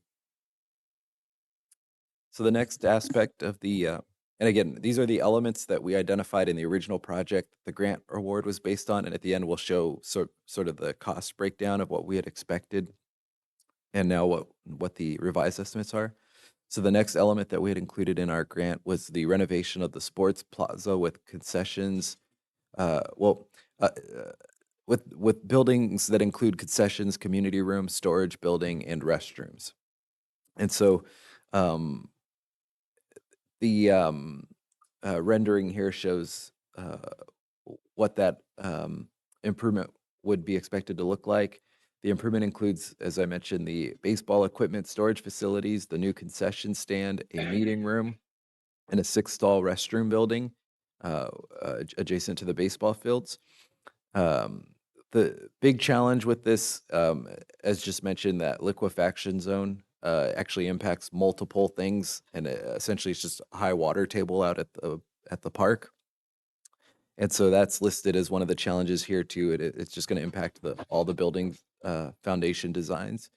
But the biggest increase or impact here was the sewer water connections, and that image on the right with the red line traced is essentially showing the challenge and the path that we had to try to follow to have the sewer and water connect to the new buildings. And so that's something we've been working through, and we've been working with some of the neighbors to try to address that and get the sewer and water connection resolved. And so, and then the grade increase that we mentioned, which again is that and the liquefaction are going to impact multiple aspects of the park. And so again, those are just challenges that increase the cost or increase the design work on this project. Yeah, so my question right now is with regards to the parking area. And I understand accessibility is a real big part of this grant. How is that going to be addressed? The parking area by Right now, it's like the community center? no, Or no. are you looking? On your picture to the right, Mhm. and you have I don't know what you call it, but currently cars park along the grass right here. See this dirt road that comes? You can't see what I'm pointing at. Yeah, I can't see what you're pointing at. So if I may address that, Okay. we will no longer have the cars driving up now. Little League might decide they need a car to drive up just to drop off items to the snack bar, but the entire parking lot adjacent to J Street is going to have accessibility onto the fields. And they are being reconstructed in order to meet the ADA standards. So a wheelchair will be able to travel, Absolutely. traverse from, and there will be no, okay. Oh, okay, I see. Yeah. Looks cool. And we were going to get to that at one point, that one of the challenges, it's really an opportunity too, but it just has costs, is ADA improvements throughout that were not necessarily originally foreseen when we started the project. But with the whole site being ADA accessible, a sidewalk on an ADA accessible sidewalk on one side, the trail being upgraded to ADA accessible, and then that's part of the grading improvements and things like that too. So. Got it. Good. Okay. So the third element of the park that we had committed to in the grant is constructing the dog park. We had worded it in the original grant, and I think we had talked a little bit about this about a month or so ago, but as a constructing small/large dog park. And so what that has sort of evolved into is the two separate dog park areas right next to each other, the small dog park, the large dog park.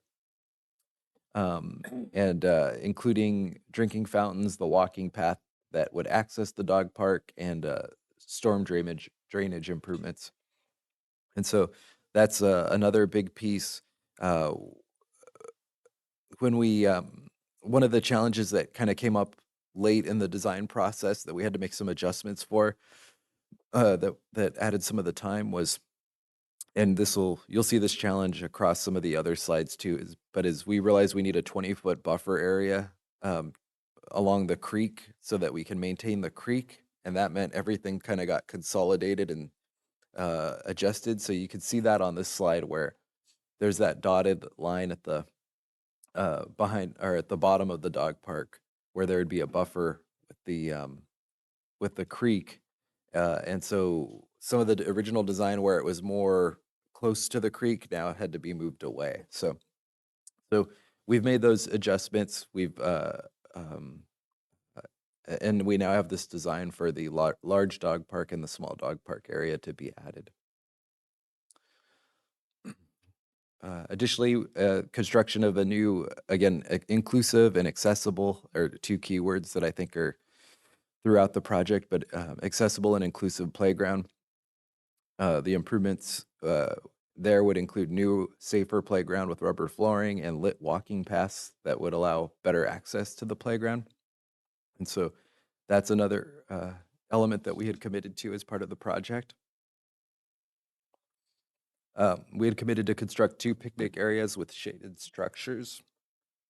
As an example of where we had to do some value engineering, when we initially said shaded structures, we had visualized, maybe more deluxe structures. But when we got the cost estimates back and we had to dig in, and we found some savings already on this project to try to help manage the costs. We had to look at how we could install some of these shaded areas, like the one in the image, that would actually be a lot lower cost, but still provide what we committed to, which is the picnic areas with shaded structures. And again, it notes the challenge of that we just found throughout. Anytime we built something, we found that liquefaction zone that would impact the foundation design. So we had to design for that. So. And so this this rendering here shows the 2 multi-use soccer football fields with seating, fencing, and lighting.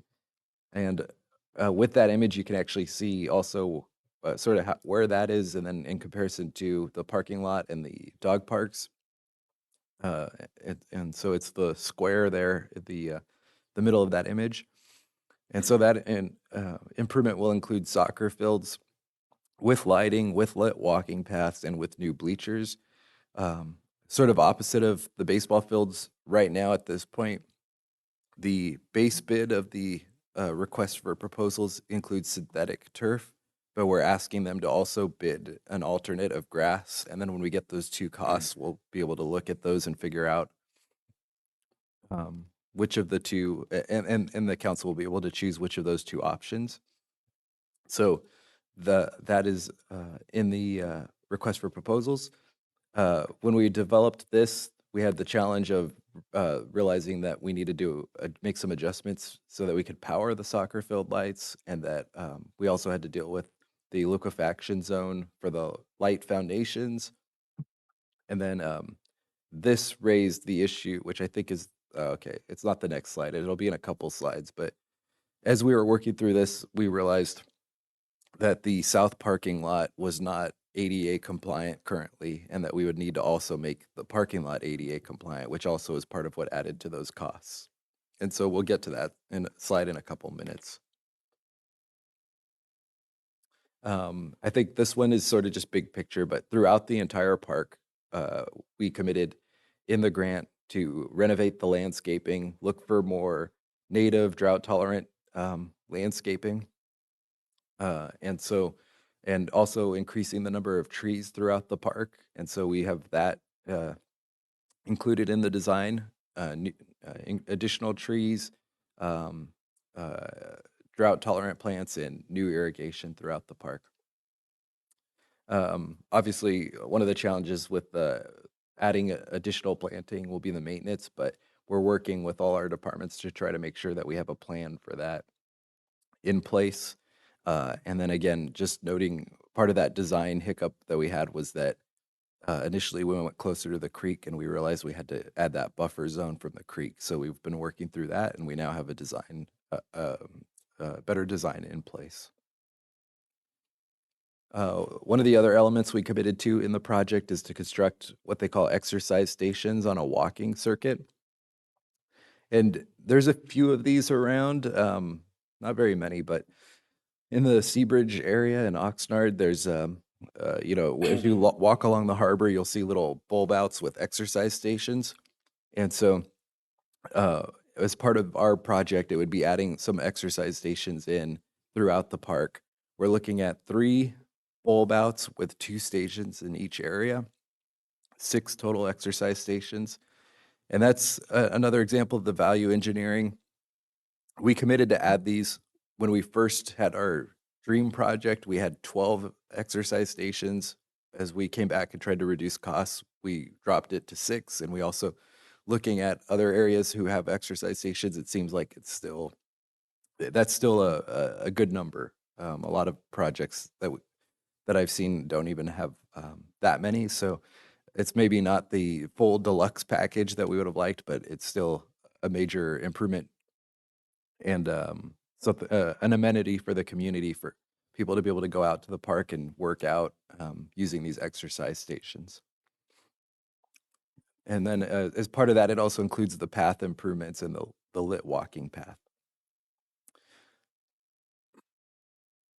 And then I sort of addressed this already, but a big part of the project that maybe isn't as flashy as some of the added amenities is just adding accessible walkways throughout the park, adding accessible sidewalk, adding accessible walking paths, lighting those things. So it's really just about making the park more accessible to all of the members of our community in the future. And then the challenge there that's noted is, again, the challenge that is impacting us is once we got out and started doing the design work and we found the high water table issue, that's going to be something we have to continually try to be conscious of and try to work around. And so I mentioned earlier, this is the community center parking lot ADA accessible improvements is the one item. We did not actually commit to doing this in the grant, but as we started to do the work, we realized that we needed to do it. And for reasons not related to the grant, just things like when you do a project of this size, you should make it ADA accessible. So we are adding it, and it's part of what added to the costs, but we are adding it to meet those standards and to make the park ADA accessible. And that is making the community center parking lot ADA accessible. And so it's a major improvement that'll help with the accessibility. The challenge was it wasn't part of the project, so that's part of those cost increases that we're seeing. But we recommend doing it as part of the project and moving forward with it. So this talks a little bit about some of those items we talked about already. We talked about the deep soil borings, and in this slide, there's actually an image of those and showing what that looked like when we did it. And that raised a lot of the design issues that we had to work through, impacted all the buildings that we were building, all the lights that we were adding that all had to be sort of redesigned with that in mind. Also the parking lot and ADA accessible issues. The other thing, and there's a positive to this, but again, just the cost impact, is that we realized we have to import some soil to help with the grading.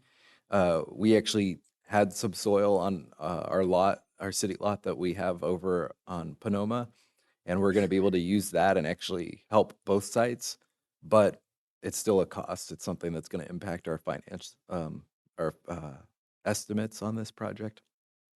And then last, those are 3 of the big cost drivers. The 4th is just the nationwide, everybody's seeing increases with inflation and supply chain shortages at this time.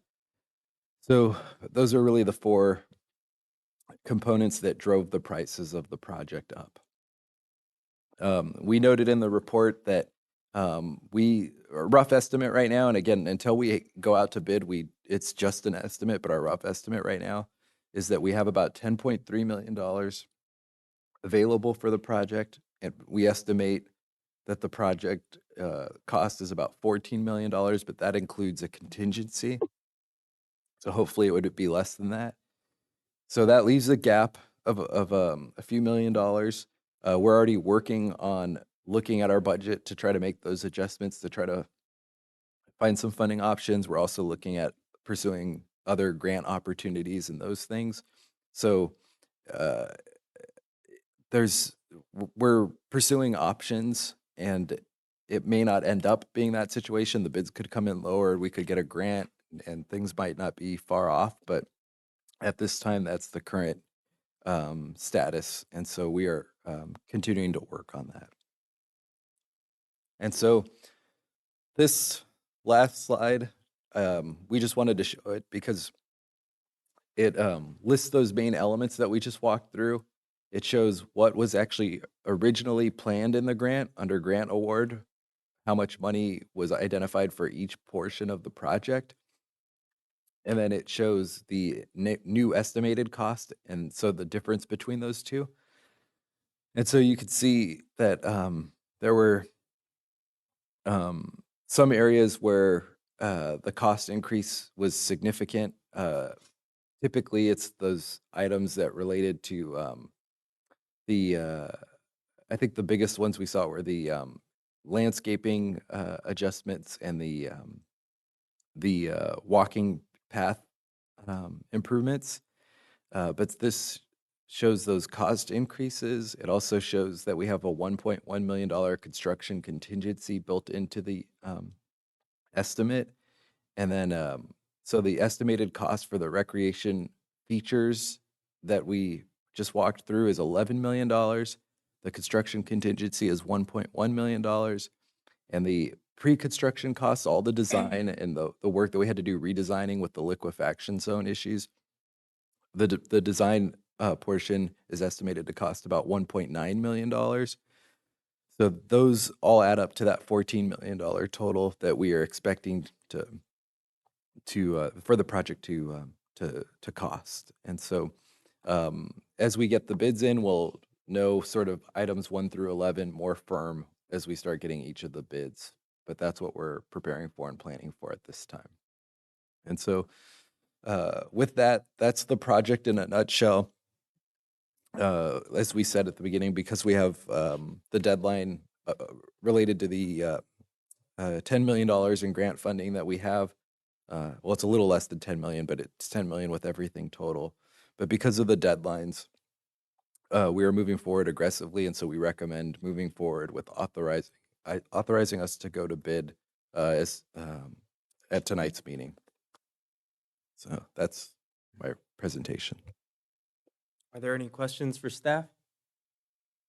I have a question. Yeah, if you could go, yeah, stay on this slide here. Mhm. So I'm raising my eyebrows here at the fact that I think what I'm hearing is that there was no consideration to making any of these projects ADA accessible, but then I'm seeing on number 11 that there was a $363,000 grant award to make the parking lot ADA accessible. So are you saying that staff didn't consider ADA in the beginning of this project, or that they did? Because it sounds like they did. It's an additional parking lot. And do you want to explain? So staff's intent was only to make the J Street parking lot ADA accessible. When we went into plan check, they came back and said, no, you've got to do the community center too because it's adjacent to the park.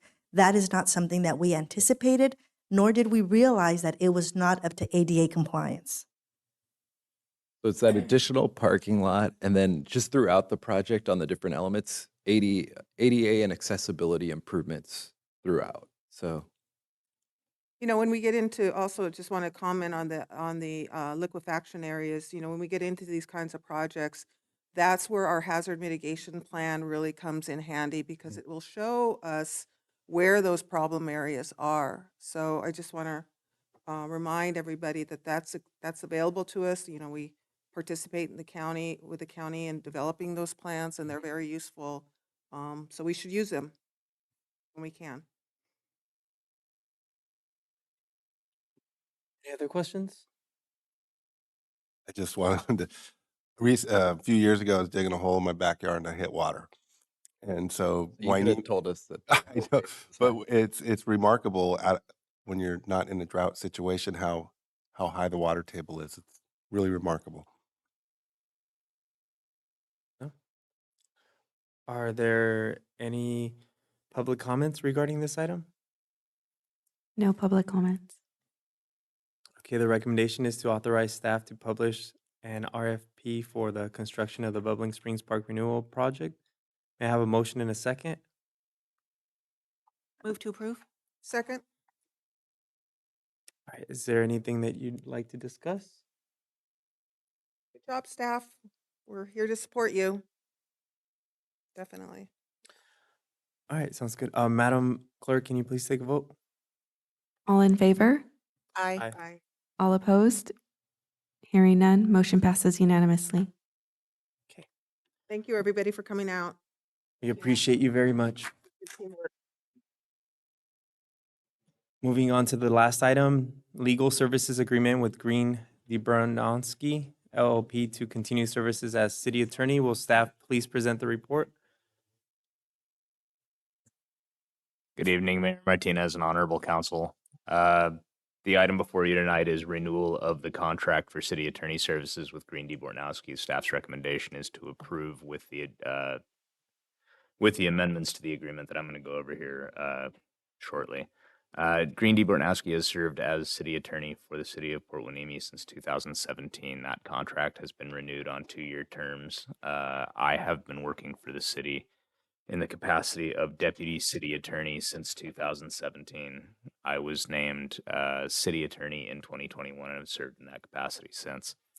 The agreement that's proposed here tonight has no substantive changes with the exception of the attorney-only hourly rate. The rate does not change for paralegals or anything like that, and the attorney hourly rate is increased from $25 an hour for the criteria of general services as well as litigation services. That takes the general services amount from $175 an hour to $200 an hour, and it takes the litigation services amount from $220 to $245. And those are the only changes before council tonight. I'm available for any questions the council might have. Are there any questions for staff?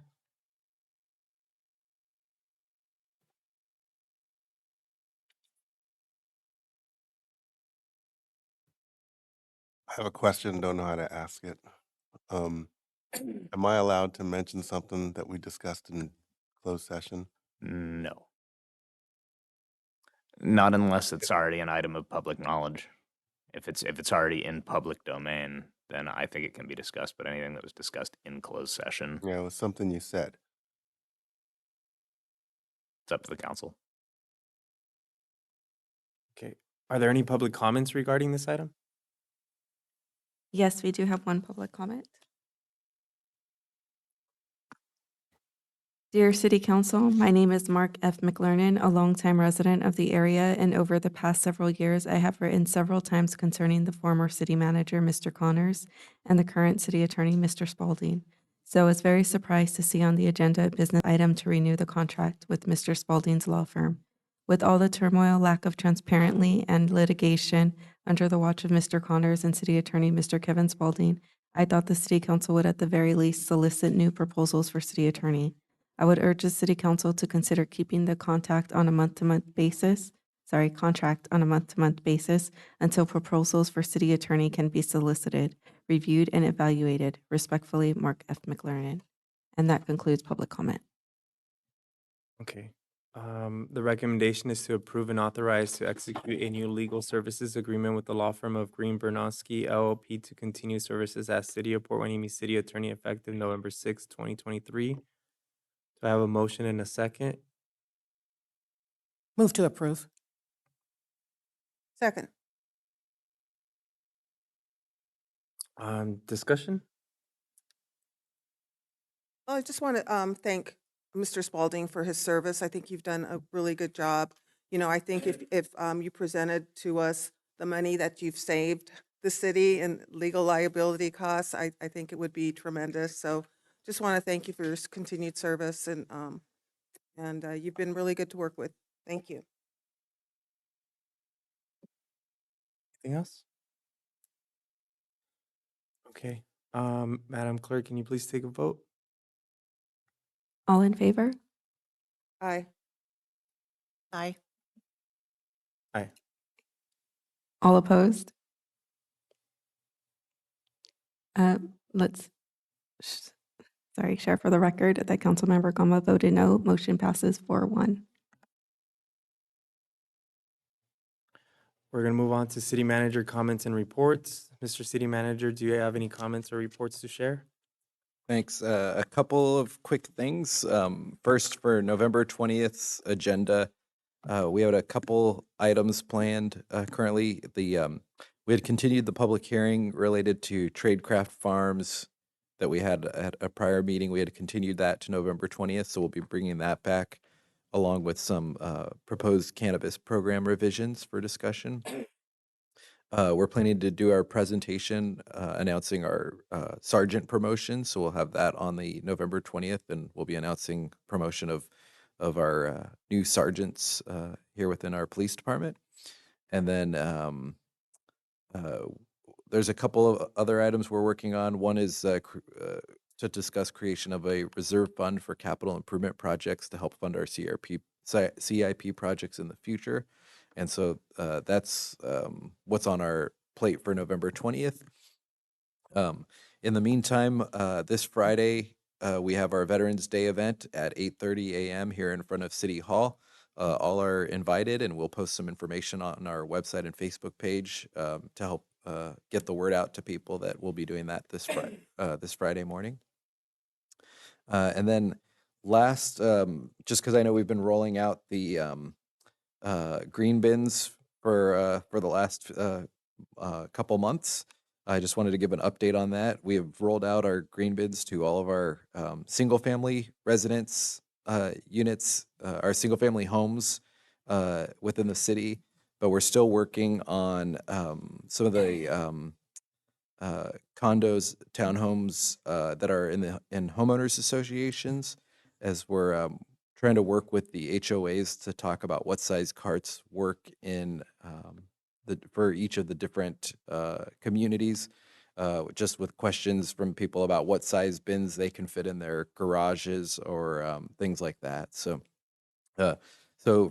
Fred Camarillo and I have gone to HOA meetings. We've talked to some of the HOAs, and a few of them had asked for about a month or so to have meetings with their residents and then come back to us with what would work for them. So we've started to get some of those answers, and we expect to roll them out for the next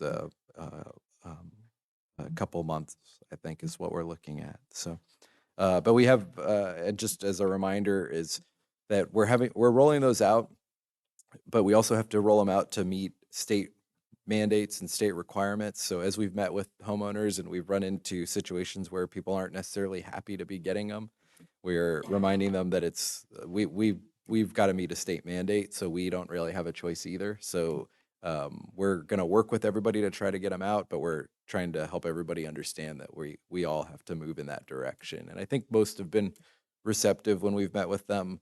And like I said, most have just asked for some time to talk to the members of their associations and find out what works best for their communities. So that continues on. We're making progress on that, working towards getting it in place over the next couple months. So, and with that, that's everything I had. Let's move on to council member reports and comments. Start off with Council Member Martha McQueen Lejon.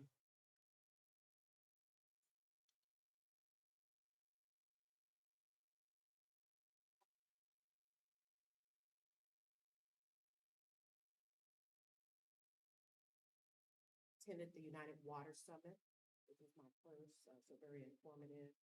Chance to step in for a few minutes to the spectacular. Participated in the Nemesis Community Leader Tour. That was pretty nice. Attended the State of the County event on the weekend. And then following my VCTC meeting on Friday, participated in the SCAG workshop for elected officials. So that's all I have.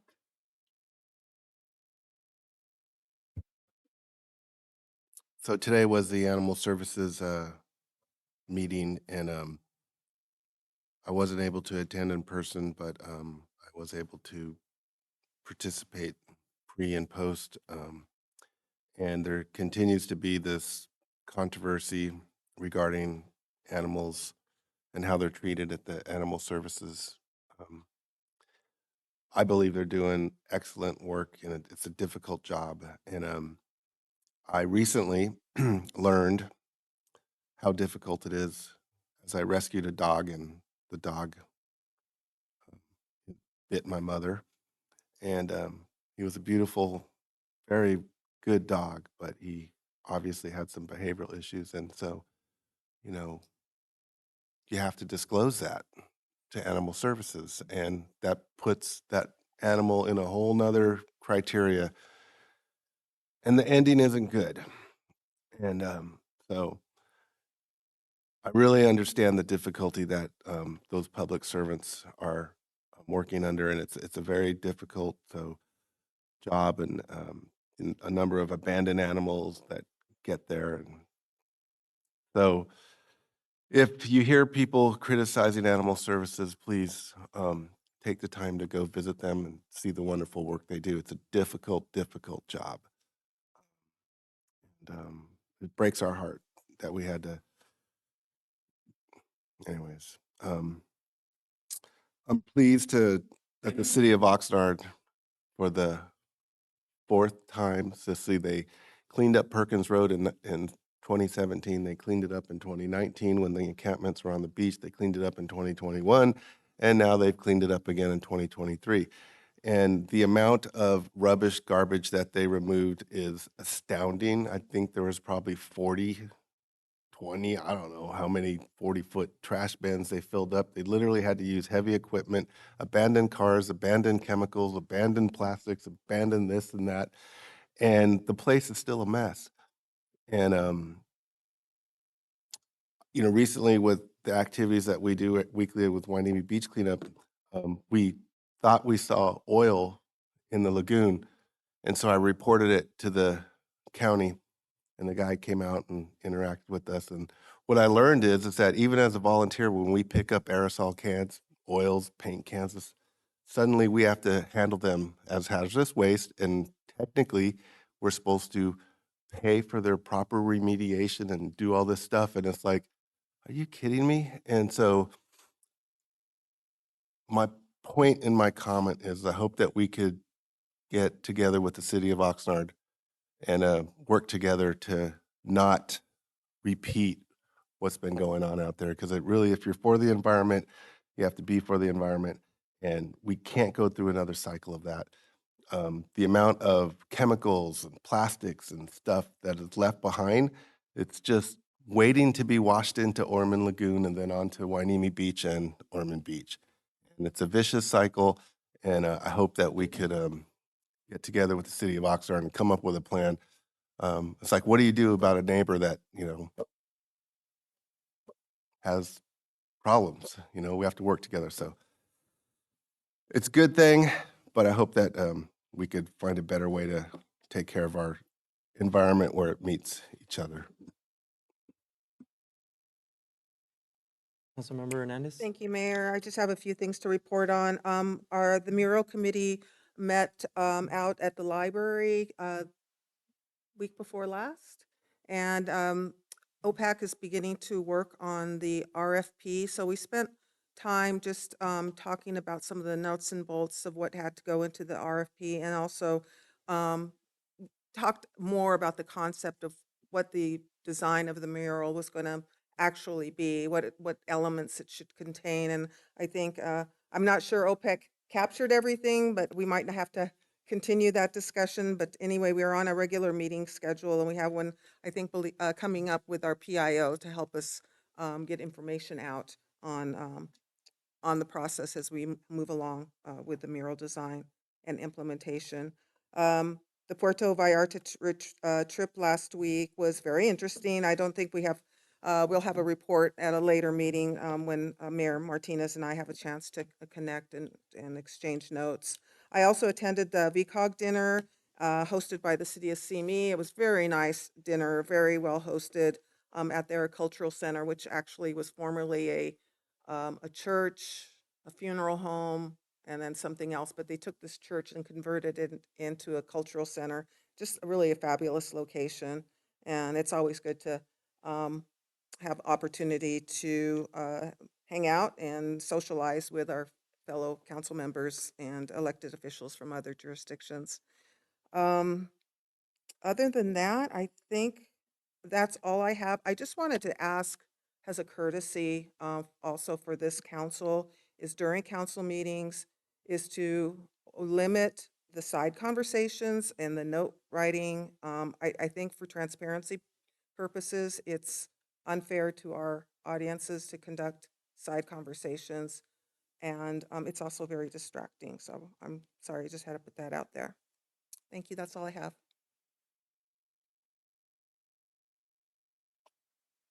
I attended my committee meetings. The only one of real note is the Boys and Girls Club of Oxnard and Port Huenemi's gala was a huge success. We raised over, I don't know the full amount yet, but it's over $500,000.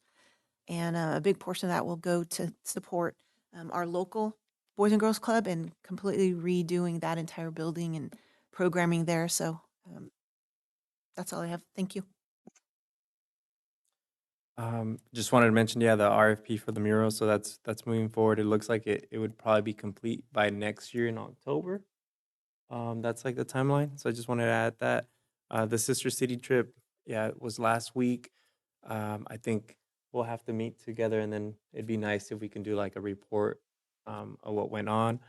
I think I filmed enough to make like 7 mini videos explaining 7 different things that went on. But again, it's a lot of work making 7 videos. So I'm just like, can I get it done? I think I can. It's like I said, it's just a lot of work. And Reach is going to be meeting. Oh, and just want to mention, we should be having a Sister City meeting. Is it next week? I think we said November 13th. We might just want to double check our notes, but I think it was November 13th at 6 p.m. Yeah, we need some clarification from our city attorney as to what kind of a meeting or in committee this is. I don't know if we've arrived at a decision. The committee, as far as I know, the committee that was approved is an ad hoc committee, which Okay, very means it's advisory in nature only and has to report back to council for any decisions. Excellent, thank you. And we're having a Reach meeting on Wednesday, this Wednesday at 4:30. So just want to mention that. But that's it. Let's move on to requests for future agenda items. I'd like to remind council members that all requested items require a motion and a second and a majority vote. Does anyone have a request for future agenda items? I don't know if it's necessary for an agenda, but can we get an update as to what's going on with Red Mule at some point in time? We haven't heard anything about that in a while. Mm-hmm. Years. Yeah. I'll second that. I actually contacted them at one point, like maybe 2 months ago, and I think, just want to let you guys know that they're having complications. So I can provide an update on that. The question would just be if you want to do it in this setting, and and if it's intended to be an update for the public, then it would be an agenda item. But I can provide an update just to the council on that. Okay, yeah, that'll be good. Excuse me, can I ask you to repeat that? I didn't hear what you said. Me? No, Oh, what do you want on the, To find out the status of Red Mule, it's a dispensary that bought one of our buildings a while ago and okay, like years no ago. knowledge. It's Okay, kind of thank you. stalled. Actually, if you can just contact us, that'd be nice. Yeah, I'll provide an update to the council, and then if it's still desired as a council meeting, we can do that. But we can just send an update. Okay. I have a request. I don't know how we would go about doing this, but I'm suggesting that we form an Port Hueneme Oxnard joint committee, considering that our city is completely surrounded by Oxnard. Just kind of like how we have our meetings with the port. I think we should probably have a committee, where we still have two, like, let's just say 2 members from our council and then 2 members from Oxnard. That way we can discuss some of the items. I don't know if we've ever done that before in the past. I just don't see why we don't already do that right now. Like I do talk to the council members, but I mean, it'd be nice if we had, a joint committee. I don't know how we would go about doing that, but I that's what I'm requesting that we put on the agenda for next time. I'll second that.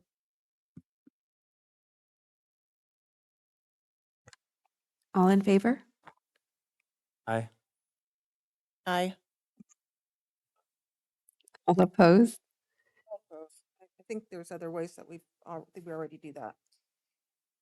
It's okay. The only clarification, if I can add, I think you started to say next meeting, but it doesn't have to be next. Doesn't meeting. have to be Okay, next week. got it. Yeah. Okay. So Councilmember McQueen Lejeune, I didn't hear. So, Okay. I mean, okay. So motion. know more about what he meant. I mean, I know we can't discuss it, but it's hard to vote on mean- something you don't understand. So I say that. I think it's kind of common sense, just basically us meeting together and having discussions, you know? We're getting into discussion. Motion passes 3-2. Councilmember Hernandez and Councilmember McQueen Lejean voting no at this time. All right, so the next regular meeting is scheduled for Monday, November 20th, 2023 at 6:30 PM. The time is now 8:45 PM. Everybody have a good night.